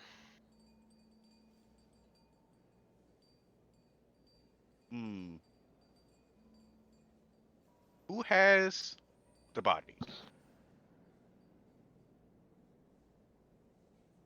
I believe Oz Oz has Oz it. body, And, yeah. yeah.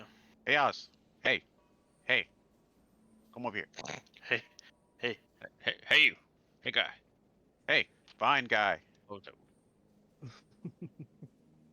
Yes. Bring me that body. Oh. bring me that body. Whoops. Go Right. forward.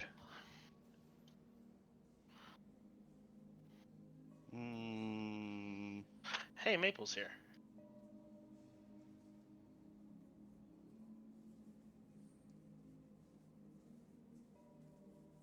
Can I inspect how much time has passed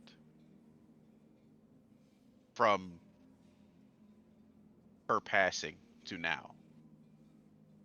I wish dog could hear. Roll a medicine. Medicine. I'm alright with that. Big sad. Normal. Ooh.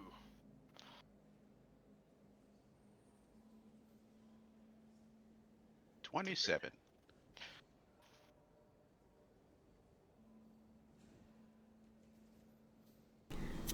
Looking at her body, it appears that she's probably been this way for over 1,000 years. I know the feeling. I say that out loud. So, it looks like either we've been down here for a very, very long time, or we experienced something that showed us something that kind of tossed us out whenever. So maybe she failed her trial and it took place a long time ago and she was just waiting for us to wake up. But that's just my theory. A game? No. Oh my Okay. god. You're just talking to Oz. Everyone left. Just kidding. Where'd everybody go?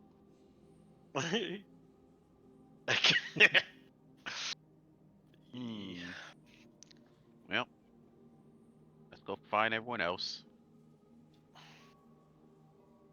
So those of you who ascend the steps, you eventually make your way through what appears to be a light. You wind up back outside in the swamps.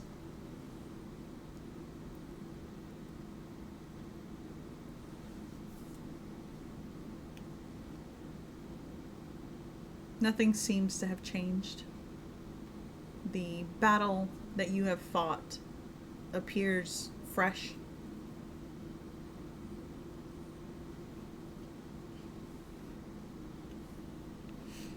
You hear a whistling. Kind of looking over, you see the two scouts that led you to this place. They are now standing off to the side.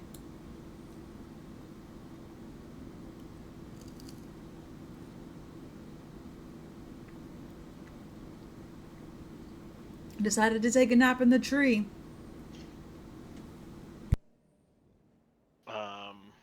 Not because we wanted to. Tree sucked us up.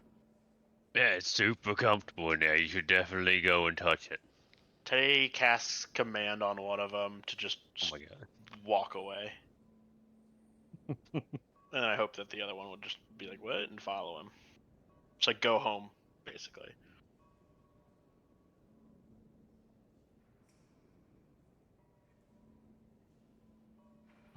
I think we need those guys to get back. Nah. You What do actually you mean, casting nah? it? We can follow him. He's walking home. You actually I'm casting on my it? way back. Yeah.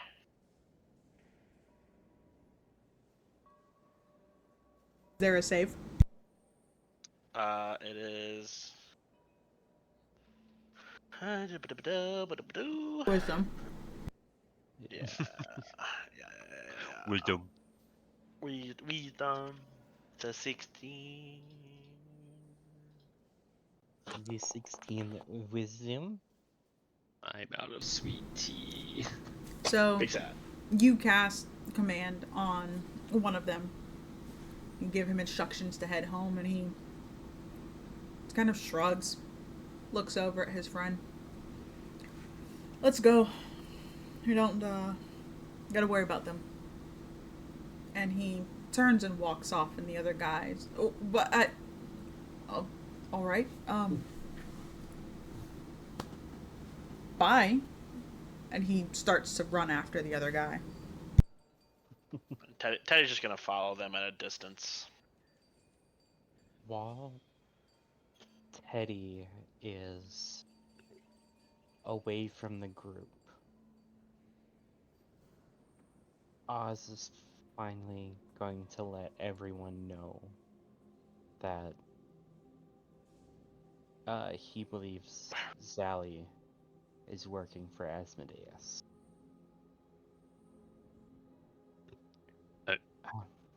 Who's Sally? Gruel has forgotten. The chick who sent us here. Oh, grumpy To the tree lady. to begin with. My mother. Grumpy herbalist. Yeah. Yes. The whole reason why we even went to this damn tree. Yes. Her and Volteo discussed in Asmodeus while I was not in the room. Many times. I don't know what my accent is doing. I. It's just Oz's accent. It's all over the place. It's Yep. how Oz is. He was in a coffin for a long time. He's a little groggy. Yeah. Right there, a little groggy. Yeah. Well, that's awful concerning. Oh, did we tell you, by the way, that she sent us to find you for a bonus? No. I do not believe you told me that. Yeah, slipped my mind with the corpse flower and all that, and the scout fellas around us. Yeah, so she wanted us to find you. She thinks you're still just stuck out here in the swamp.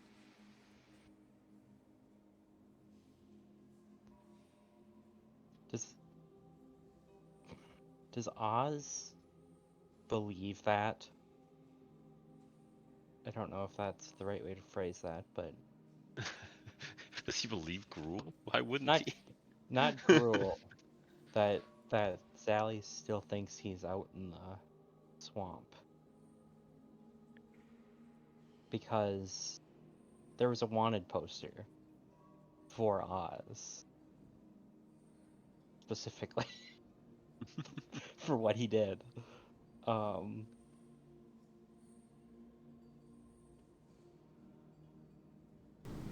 Oz, you would know that she knows that you're not there. Yeah.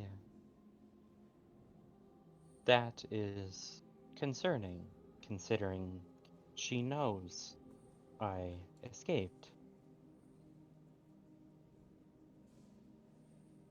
We get to offer a reward for finding something that's not there, Yes. unless she's trying to get friend of yours to find you. I don't know where I'm going with this. Yes. It is strange. But I can't help but feel we should get Allie away from here. We can certainly try. She seems a bit stubborn, though.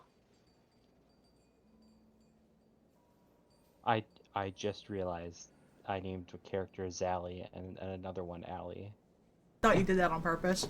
I'm very I- confused. Who are we talking I- about now? No, Allie is Oz's sister, the last Warforged to be mage, while Zally is the mother. It literally never occurred to me because they're spelled completely different. So, Alley, Dally, and us. Well, looks like we got another rescue mission. The first one What? went great. So far, it's a work in progress. All right. So is the second one.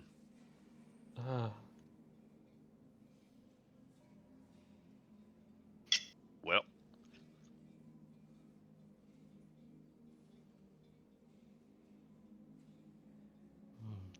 I guess we're turning in these flowers. let's go finish this thing. Get some potions and such. yes. So, Onward. making your way back through the swamp into Chesterton, you see that the people, it's very easy to see, they're looking at all of you with disgust, almost annoyance. Nobody says anything. They continue on about their business. You head into the tavern. And when you do, Volteo's on the stage playing. And then all the music stops. And everybody turns to look at you.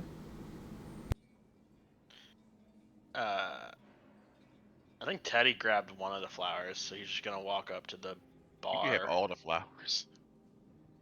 I know Teddy grabbed one at least. He's just gonna walk up to the bar and just put it on the bar and not say anything.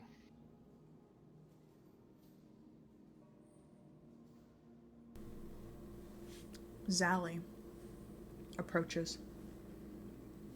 And she looks over at the flower.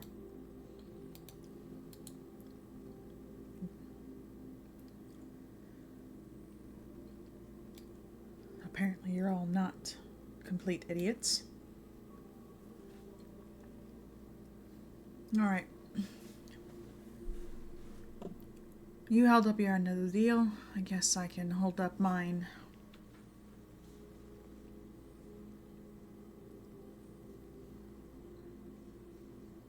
Good question. What's Oz doing? Yeah, that's what I was curious of too. Is he Oz just is out a and cat. about? Okay, yeah. All right, Cat Oz. I forgot you guys. We can't see the what the language is said anymore, but I put in Yeah. cat time. Oh, good. Um, you know, Does I don't even remember what our deal was. Was it just money? Potions. Oh, I don't And remember. when Zally, so this time Oz the cat is going to be paying attention to Zally. When she sees this new, I almost said Irish. Hello. Huh? The new Irish. Yeah. Teddy, does she have any sort of reaction at all? She seems surprised. Teddy's gonna watch that too.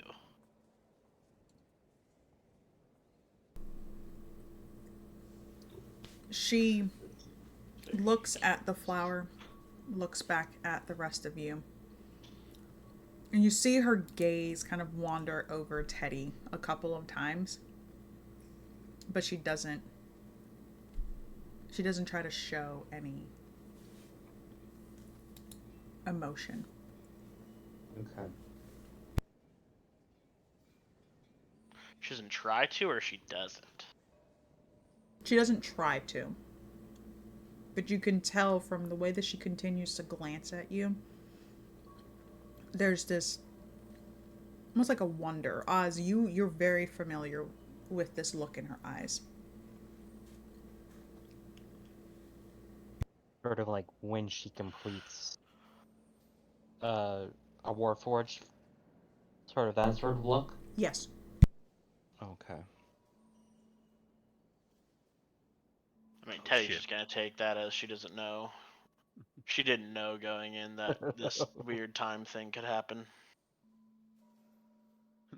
Oh shit, my boss's kid is here. Yeah. Did you say when we walked in, like the music all stopped and then just essentially stopped playing music and stopped interacting? Is that what you said when we walked in? Yeah, everything stopped. Like they're not frozen. They're just kind of staring at all of you. Baxi would lean in. Did our mere presence just stun the music into silence, or did we accidentally stumble upon the secret dance move that stops everything around us? Huh. Are you asking this to Zally? Yeah. She holds this flower bud in her arms and smirks. No, darling. Most people don't come back from this little trip alive.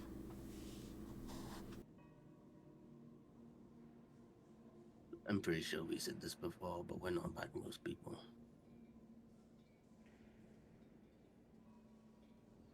Clearly. And she kind of looks back at Teddy.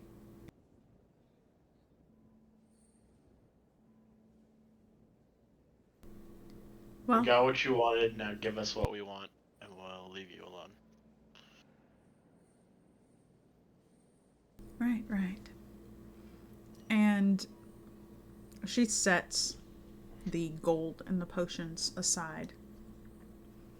Kind of puts them on the counter.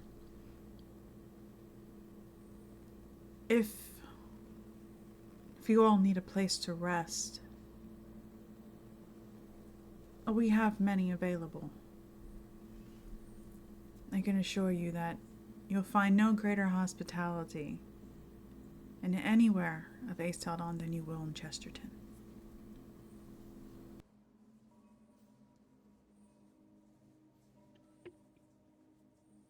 Can I do an insight check on that? Yes. She's gonna fucking kill him. Sounds sketch as fuck. Get the fuck, boy. Just a 15.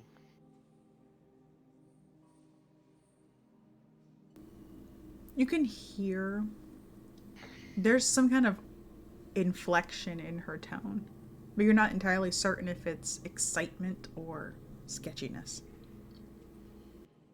Knowing her, all of the above. Yes. I take it our lodging will be free considering how many flowers we brought back for you. Yes, of course.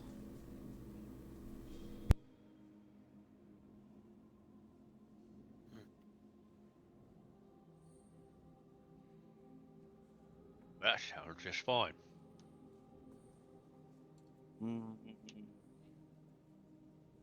I say we celebrate a job well done.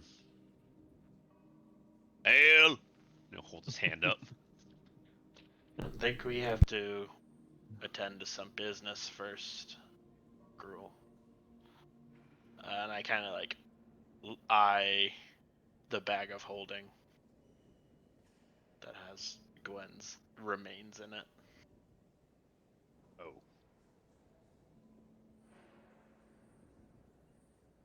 Yeah. And you see Zally when you mention attending to other things. She kind of perks up a little bit. If it's not entirely too important. It is. But continue.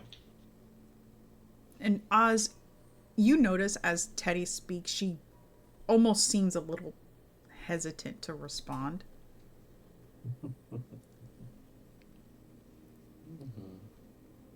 Right. Oh. We were preparing to have a feast tonight. Considering you, since all of you came back alive, it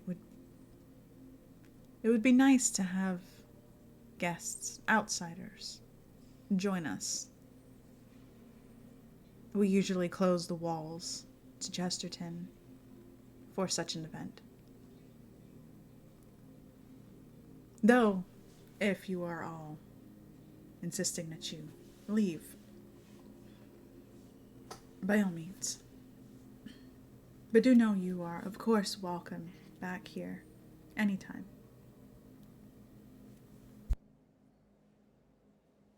Let us attend to our business and rest, and we'll think about it.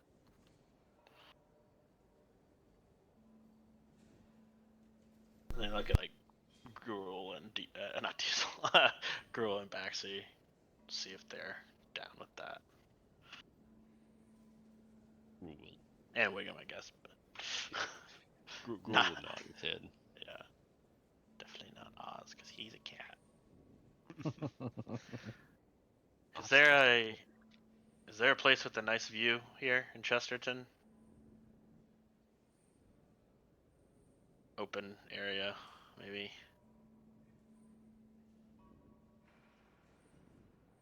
Are you looking for lodgings? No. Just open area with a nice view.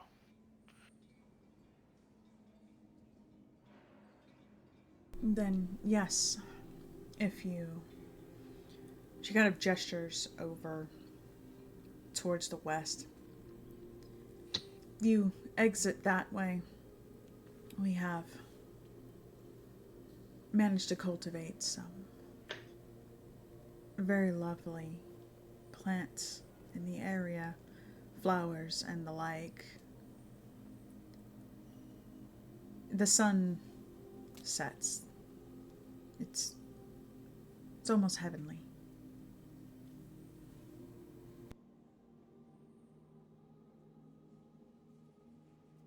Thank you. We'll be back in a bit.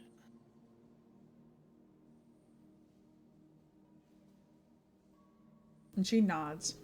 And Gruel, the drink had already flown into your hand at this point. Nice. Before any of you turn to leave, she kind of reaches out, Teddy, and you can feel her hand kind of brush onto your clothing. Excuse me, if you don't mind my asking, did you happen to find the extra item in question?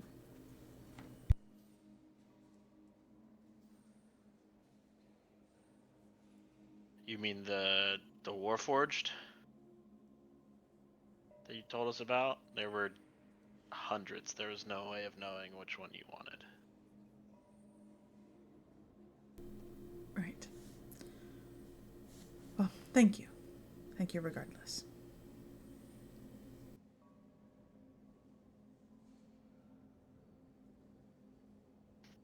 And walks away. What are all of your passive perceptions? Believe mine's 15. Rules is also 15. Mine's 13.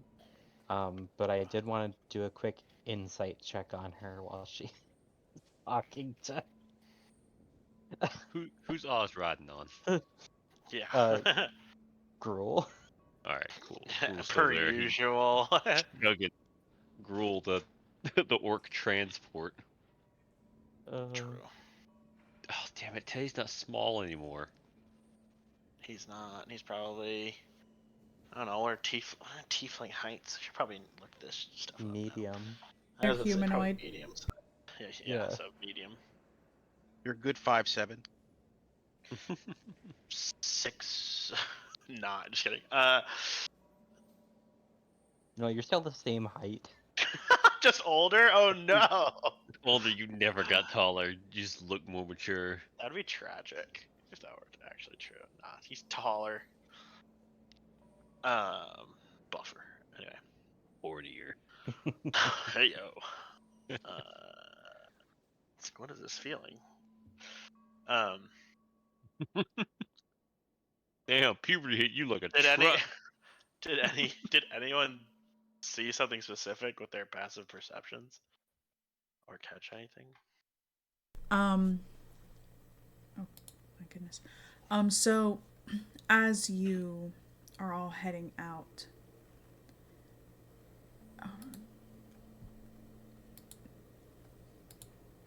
anybody who has a 14 or higher, Okay, no. you can hear a very faint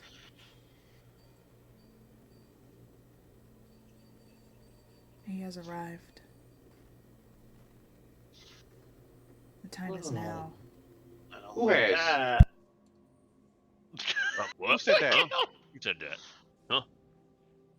Who's Was around? it you? As I point to a random person. Or was it you? As the girl points to another random person. What are you even talking about? Someone Are you just guys, said are he you has guys arrived. okay? Someone in this random crowd just said he has arrived. The time is now. The two highest perception characters that can hear all the subtle things are the Jesus least subtle Christ. fucking people. Are you guys actually saying that out Yes. loud? I'm pointing random people. Was it you? Was it you? My eyes dart back to Zally. Zally. Yep. Gruel's just Does gonna she scan know? the crowd, looking for anybody Can I- shady. Can I tell that she knows? As soon as the other started to kind of point and gesture towards, did you do this? Did you? She had already grabbed the plant and was very just kind of casually walking off towards the back.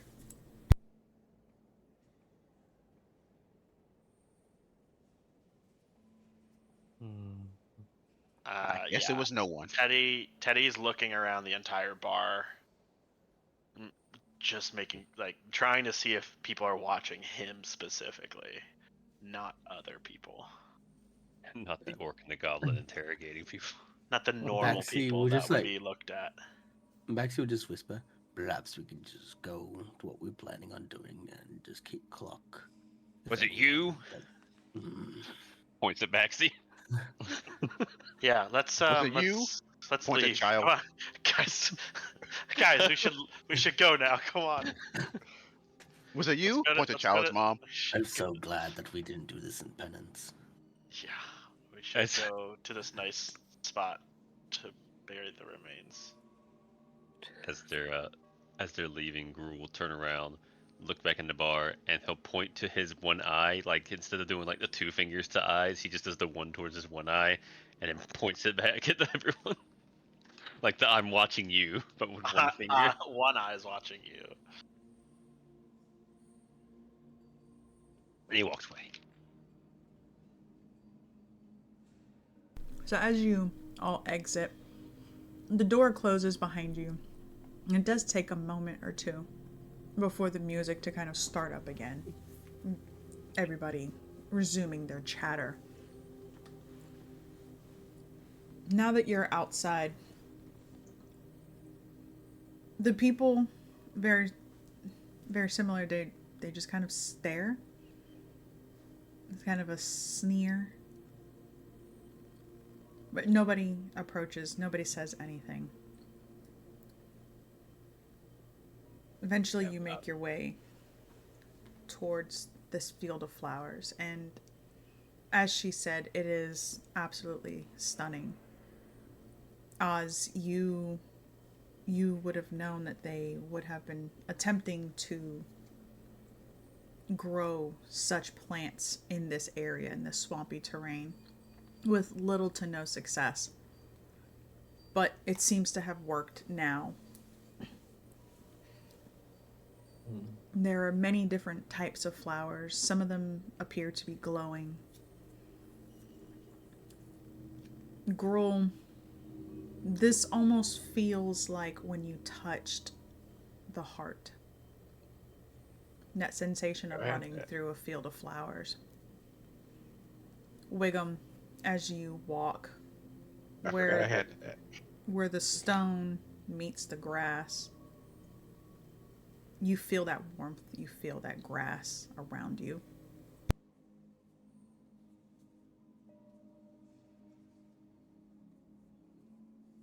If all the people weren't such dicks, I'd have a wonderful time here. Gru will grab Oz off his shoulder, cat Oz, look at him, look him in the eyes, and then look to the field and stuff, and set him down in it.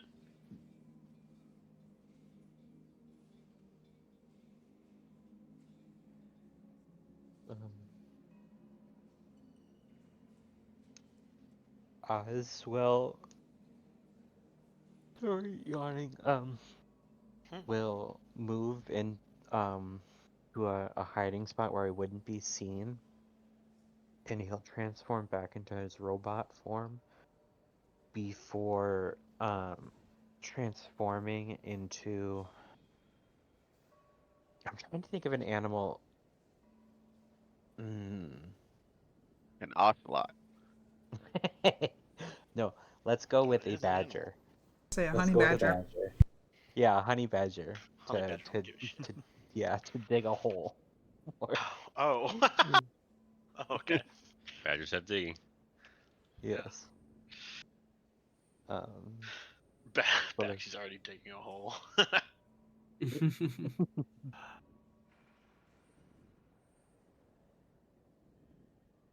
It doesn't take long Yeah, as we have a shovel. you begin to dig at the earth in your badger form and the others kind of assisting you. It almost seems like the soil, Oz, as you are digging through it, almost seems to part for you. As if understanding your intentions.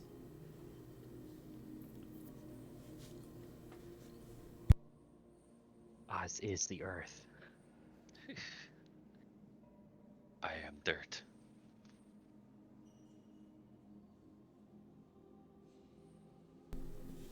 In no time, you have all made a grave.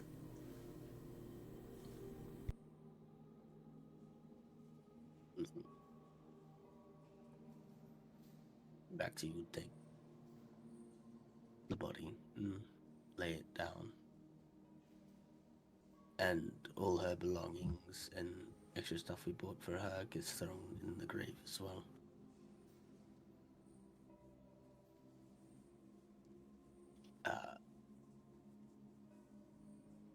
He'll stand up after this and look to everyone. Is it okay if I say a few words, or would anyone like to speak before? Go for it.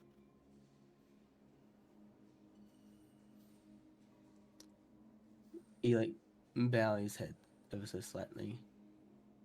And you can tell amidst all the clothes that he threw in, he did throw in the garb that he got for his daughter that he was going to use to help her escape in there as well. We stand here today with heavy hearts to honor the memory of Gwen, a cherished member of our party who left us far too soon. Though her time with us was brief, her impact was profound. You were new to our ranks, Gwen, but you brought with you a spirit that breathed life into our cause. Your youthfulness,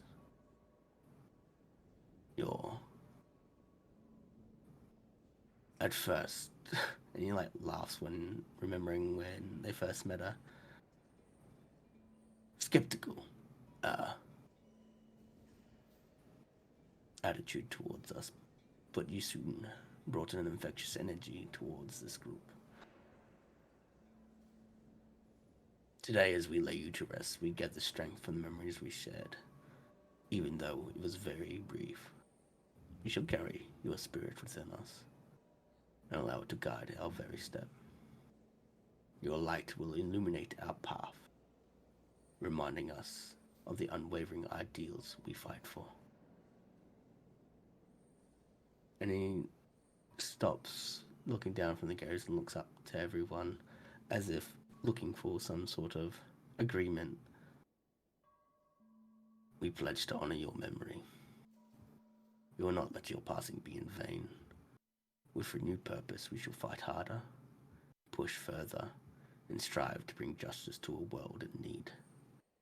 As he looks over, he falls his gaze upon Teddy in that last sentence. Farewell, Gwen. Though you are no longer with us in body, your spirit will forever dwell within our hearts. We carry your legacy forward as we strive to change the course of fate and create a world where justice prevails.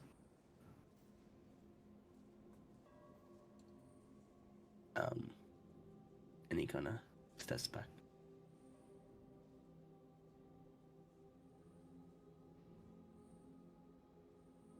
Wiggum whispers to Gruel, was Gwen like Baxi's secret daughter or something? Like, that's a lot. I take it something a bit deeper than that. Oh, okay.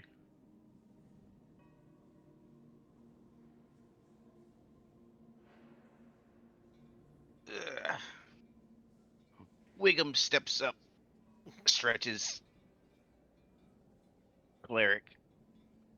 He says, "Yeah, resident cleric here. Gonna just say a few words. Oh boy. All right, here we go.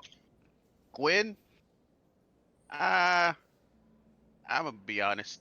I didn't know you that long. I didn't really know you that well. I could tell you were a kind person, and that's really all that matters at the end of it. I will remember you as the person that went on a little field trip to buy some clothes, just a normal girl trying to live a normal life. And I hope that is, I don't know, a good send off to whatever life you had before you met us.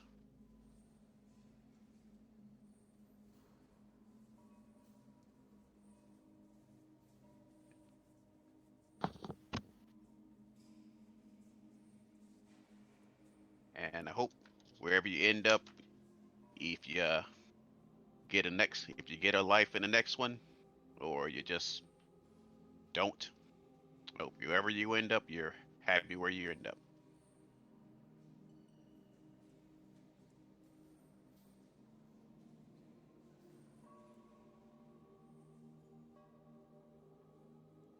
Anyone else?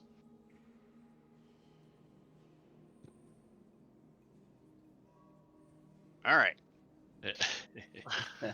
I'll I take think that silence as everyone's good. I think Teddy will step up and just say, um,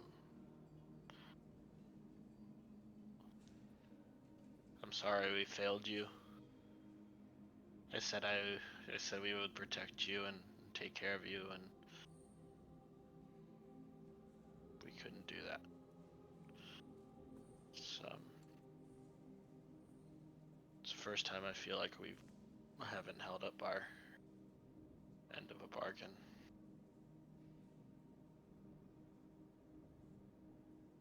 We won't let it happen again.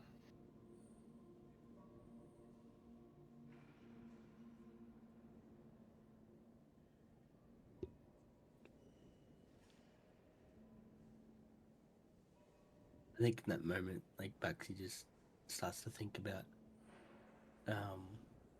the promise we made to get these orphans out of penance and truly how weak we are in the scheme of things. Here we are picking flowers for potions and trying to get stronger while people live in a terrible environment. And we promised to get them out of it. So just in this moment, he's just recollecting on how much a failure he is.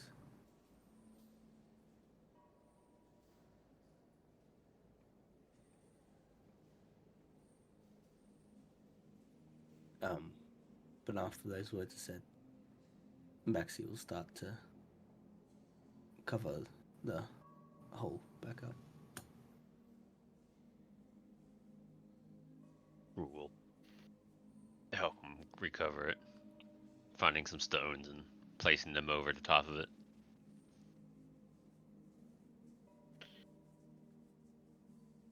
Guys, I think we need to talk. Huh? I'm fine. No, I think we need to really talk, all of us. I saw what everyone went through, and there's a lot of things that I haven't been told between us, and if we're gonna put our lives on the line and the lives of this entire world on the line, we we need to Whoa, know whoa, whoa, whoa. we need to Whoa. know what each other are going through, what we've been through, what's happening. I have a quick question, Swanee. Did he actually see all of us? All of what we all went through? Yes. Okay. And we didn't see what each other did? No. Okay.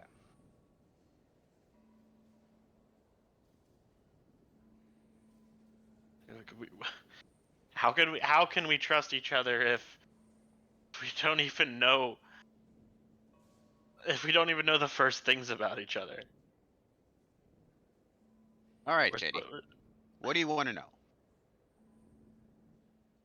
Can we have a quick look to see if we were followed or being watched?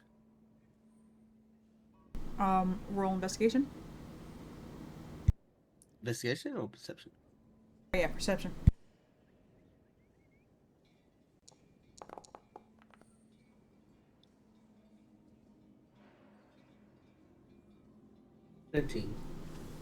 You don't see anybody near you. This is all kind of open field.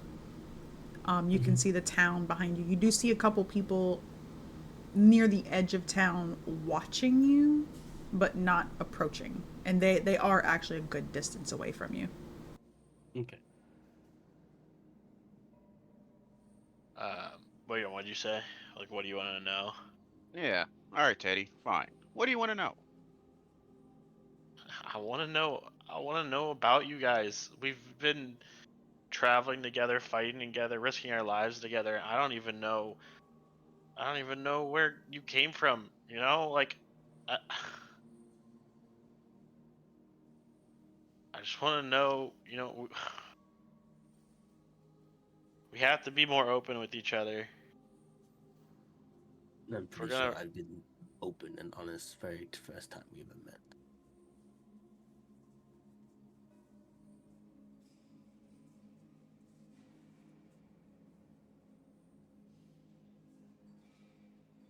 no, no one knows like how you became a Leonin, right? Like, you didn't tell any of us that. When I was engraving my brother's name into the graveyard, I did tell everyone that he cursed me into being a Leonin. Okay.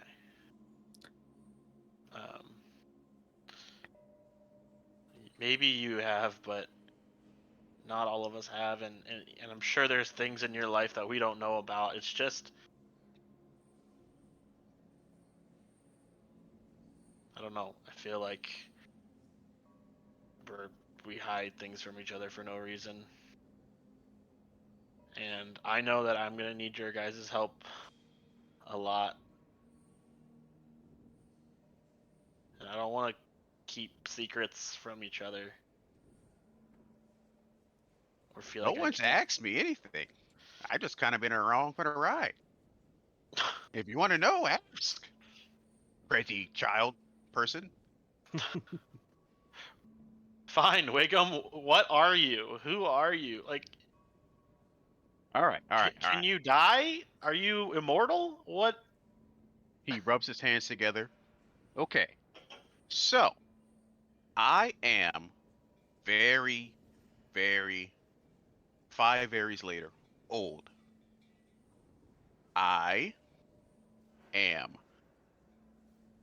not immortal, no, but I have a tendency to come back after a while. That's what the varies are for. Do you die? Every Like, tech, time, yes, like I do technically die. speaking, does your soul die? Uh, it's more like once I die, in quotations, I can feel myself going to a location, and then after a while, I wake back up and I keep going.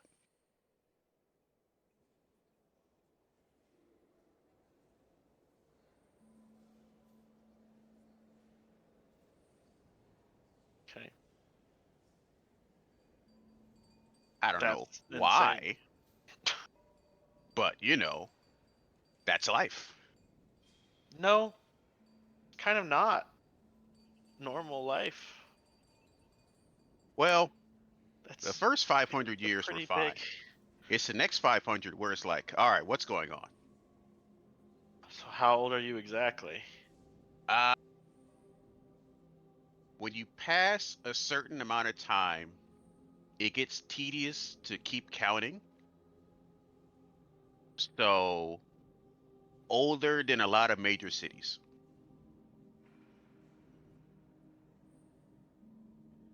I have a lot of questions, and I would really like to talk to you about that. But does anyone else want to share? I know that's kind of a lot of a Wiggum dump right there, but yeah. I believe I have shared everything.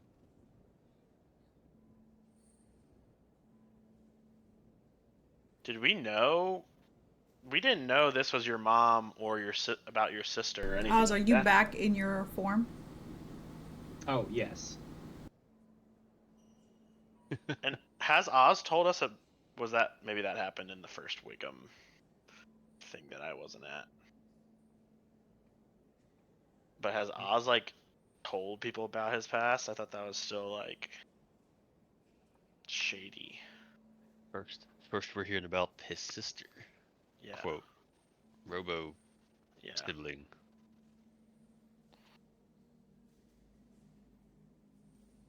It's Allie's the only other living Warforged, basically, that she made.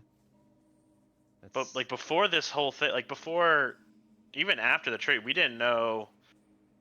You never told us that Zally created you when we walked in. You would just turn into a cat, but you didn't say why.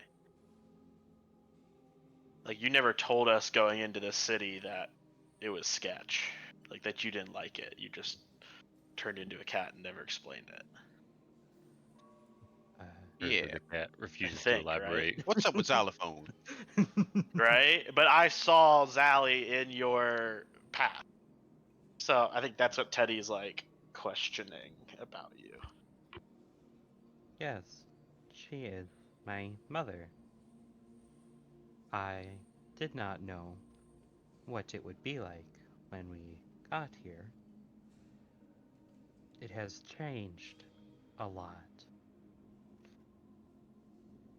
The town was much smaller, the tavern much less developed. Volteo was not the mayor.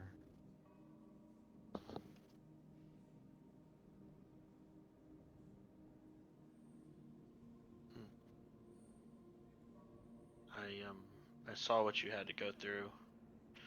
I saw what you all had to go through, and I'm sorry that all of that happened to you.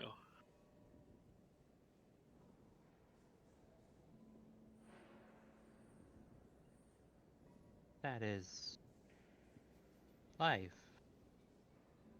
I think. But we have all made it through, and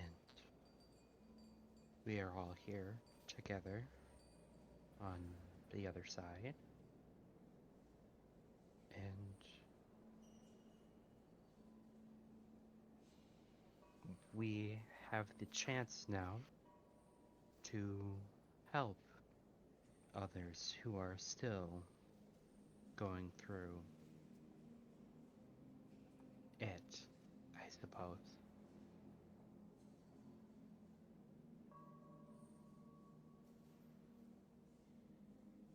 Um, well, you guys were in your visions. I was brought to hell, and I saw an older version of myself, and I saw you all and Gwen, and the older version of myself said that I either I had to kill one of you, or I had to become the Prince of Nine Hells. And essentially, whenever I die, I have to go to hell and rule hell with Asmodeus, who turns out he's my dad. Which, I mean, like, I wanted to see my dad and find out who that was, but I really wasn't expecting that. Um, and I couldn't watch any of you die. Well, I'll Is come it back in from? like 20 to 500 years, so it's fine. Doesn't explain the one that's in the ground at the moment. No, It just affirms what I believed no, Which is that you sacrificed Gwen for your own sake. no. You just said it there and then. You were giving an ultimatum. Choose one or the other. I was, and I chose me. Now, I Look have who you this are. mark on my head, and and that's why I was talking Infernal in the crypt.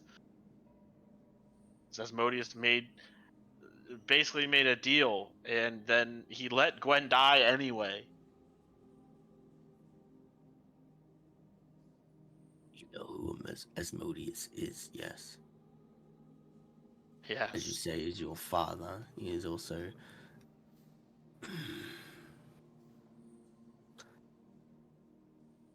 He deals in lies and trickery. He also hasn't destroyed this world only because I'm in it. And as long as I'm in it, he's not going to destroy this world. He is bound. Surely. You can see that. Otherwise, other lords will come up and take what is rightfully theirs, well, what they believe is theirs. You are a tool, Teddy. quick Wiggum side note. Uh, when I inspected uh Gwen, it looked like she died of old age by like 1,000 years. Yes. So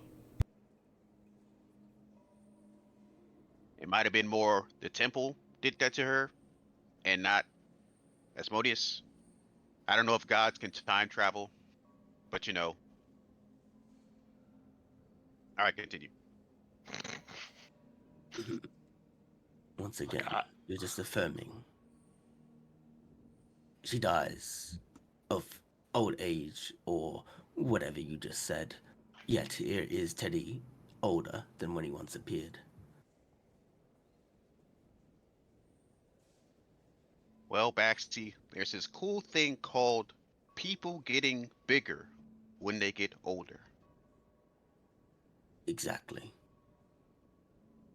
Yeah, so it happens. Not any day. Sometimes it happens faster for others. You know, puberty sometimes kicks in at a certain point in a boy's life where he might grow 3 feet or suddenly grow facial hair. It's a whole natural process, Baxi. look, For Baxter, you someone can. who has lived for 1,000 years, you are quite dull. You know, I think it's more the insanity, because if you live long enough, you kind of have to forego some things to maintain proper cognitive thought. You know? I don't. Look, Exactly. Baxter, you can blame me for Gwen's death all you want, but the fact of the matter is, Asmodeus is still a threat, and as long as I'm here, as long as I'm living, he won't be. And so, yes, maybe I'll be a tool in the future, and I But what steps are you taking, Teddy? just fucking found out, Baxi. What do you want me to do, man? I'm a fucking 10-year-old, and you're acting like I've had millennia to think about this, like this fucking Wiggum over here. Yeah, how's it going? Man, it's been 30 minutes since I found all this out. Like what? I don't understand. I'm trying to process this, and you're not helping by accusing me of all this shit, man. You see, in this moment, like a realization into Baxi's face, like dawns on him. You're right. That's why I It's wanted not. to talk. I don't know what to do. And I've trusted you guys this whole time to help me. You know, you guys have gone through shit, and this is the first time I have, and it seems like the whole universe is on my shoulders. I don't know what to do. Well, you don't have to let it be on your shoulders. You can just, go the other way and just let the world fall apart for whatever you care. You don't have to care about the world if you don't want to. But I do. I care about you guys. I care about my mom. I care about those kids. Like, I'm not gonna just give up. And Well, Teddy, like you just said, you may look like a inspection 27 to 35-year-old guy, but you're still 10. You don't I know your dad's kind of throwing creepy, cryptic destiny things at you. But you're 10. You don't have to think about it too much because the deal that you're describing is you have to kill us or something bad is going to happen when you die. You're 10. You have a good 70 to 85 years before anything bad happens, really. So don't worry about it too much. um,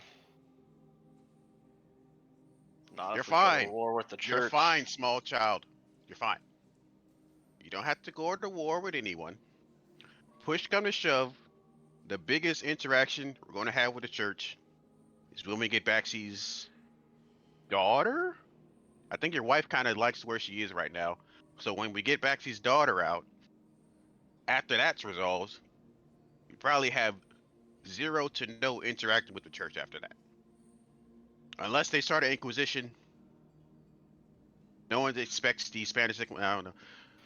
You know, sometimes things just happen. And I do. sometimes you're just push it under the rug and wait maybe 10, 5 years, it'll blow over. And if it doesn't, deal with it then. Don't My think this wife is offered me a way out.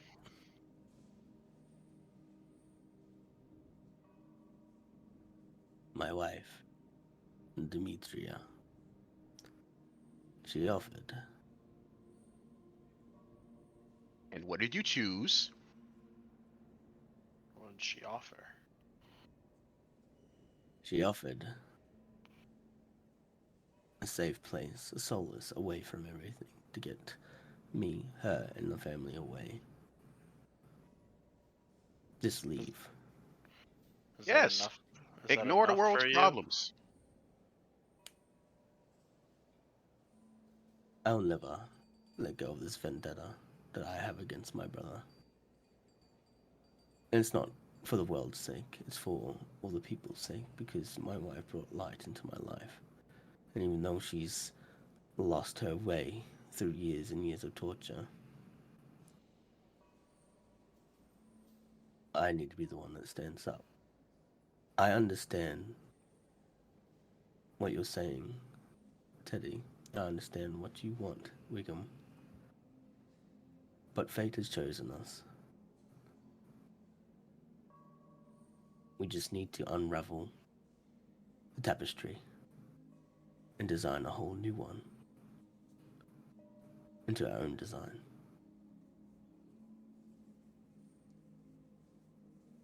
I understand you've seen everything of everyone's dream, or whatever that was, vision, Teddy. But you, of all people, should know why people keep things secret.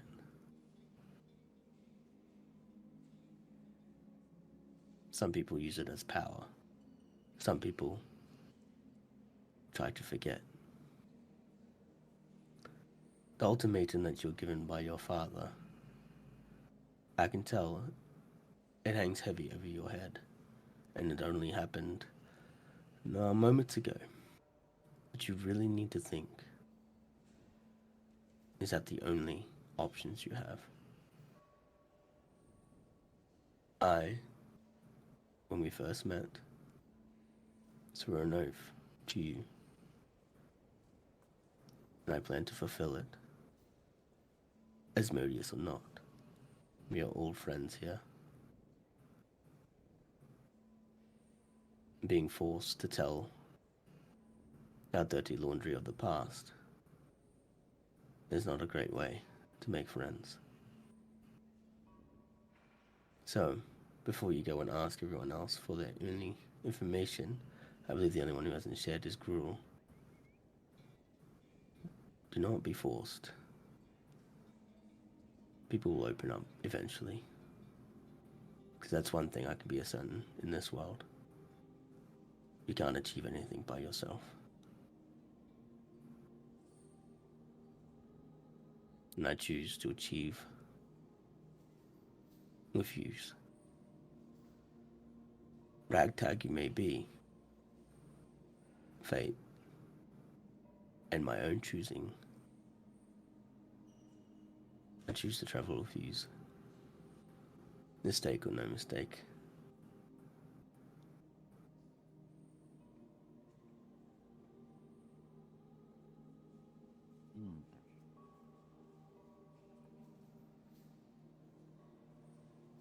What do I want to obtain? Hmm. Death. No, I had that a bunch of times. Permanent Uh, death. no. I kind of like living. I mean, being a were raven's pretty cool and all. Oh, What's right, the I po- am that. What's the point of living if you don't have anything to live for, though? You You know, just go along life after life, not fighting for anything. well, What's the point? Does well, there the need to point, be a small point? child. Right. There isn't one. Life is pointless after a while. It's just kind of, you wake up, do It your doesn't thing in the have. morning, do the thing during the day, go to sleep. wake up the next day. But that's what I'm saying. It doesn't have to be, right? At least I don't think so. I don't want my life to not mean anything. I don't want it to be pointless. Clearly, it's not. You didn't really get a choice on the matter. Well, right now, my point in life is to make sure all of you stay relatively healthy so you can protect me from getting hit by sharp objects. So that's currently my point in life. And so, in doing that, I am helping you do whatever you want to do with your life until you probably die before me, but that's fine. So, whatever you want to do, Teddy, Baxi, Gruel, you're kind of standing over there in the corner, it's fine. Oz, I will help you to the best of my ability. And that's really all I can offer at the moment. I'm kind of. I really wish I was still a Goliath. It was a real good being a Goliath and a Dragonborn. I think I was a dragon at one point, but I died really quickly because I kind of came out of the egg in front of adventurers and were like, "Oh, a baby dragon," and killed me immediately. So that was a quick one. So that was a good one. But you know, life goes on.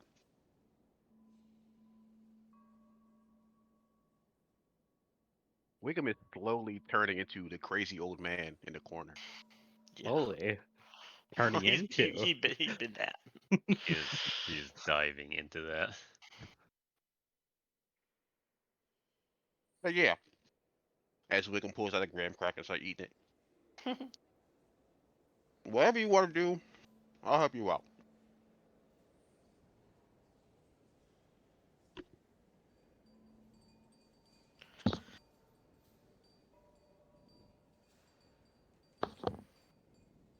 All right. And with that, Oh, Gruel's just we're going to Gruel's call it just in here. the corner. Yeah, the Gruel has just been off on the side. He's faced towards the north, kind of staring off that direction while he's got his father's necklace. He's just kind of got it in his hand. Heck, does Mostly just Gruel like know which listening. direction is north? Gruel has He's 2 weeks very to good think direction. about what he's gonna do. I think it's time to go home. Which home? Which home? Wait. In scene fade to black. Which home? No one puts Gruel in a corner but himself. All right, so thank you for tuning in. You can catch us in 2 weeks for the continuation of Aes'Taldon the Beginning. And you can actually catch us next week, Wednesday, 7:30 p.m. Eastern, for Table Talk, where we will be discussing the end of the campaign with our other Wednesday group. So looking forward to seeing you then. Bye-bye. Bye. Bye.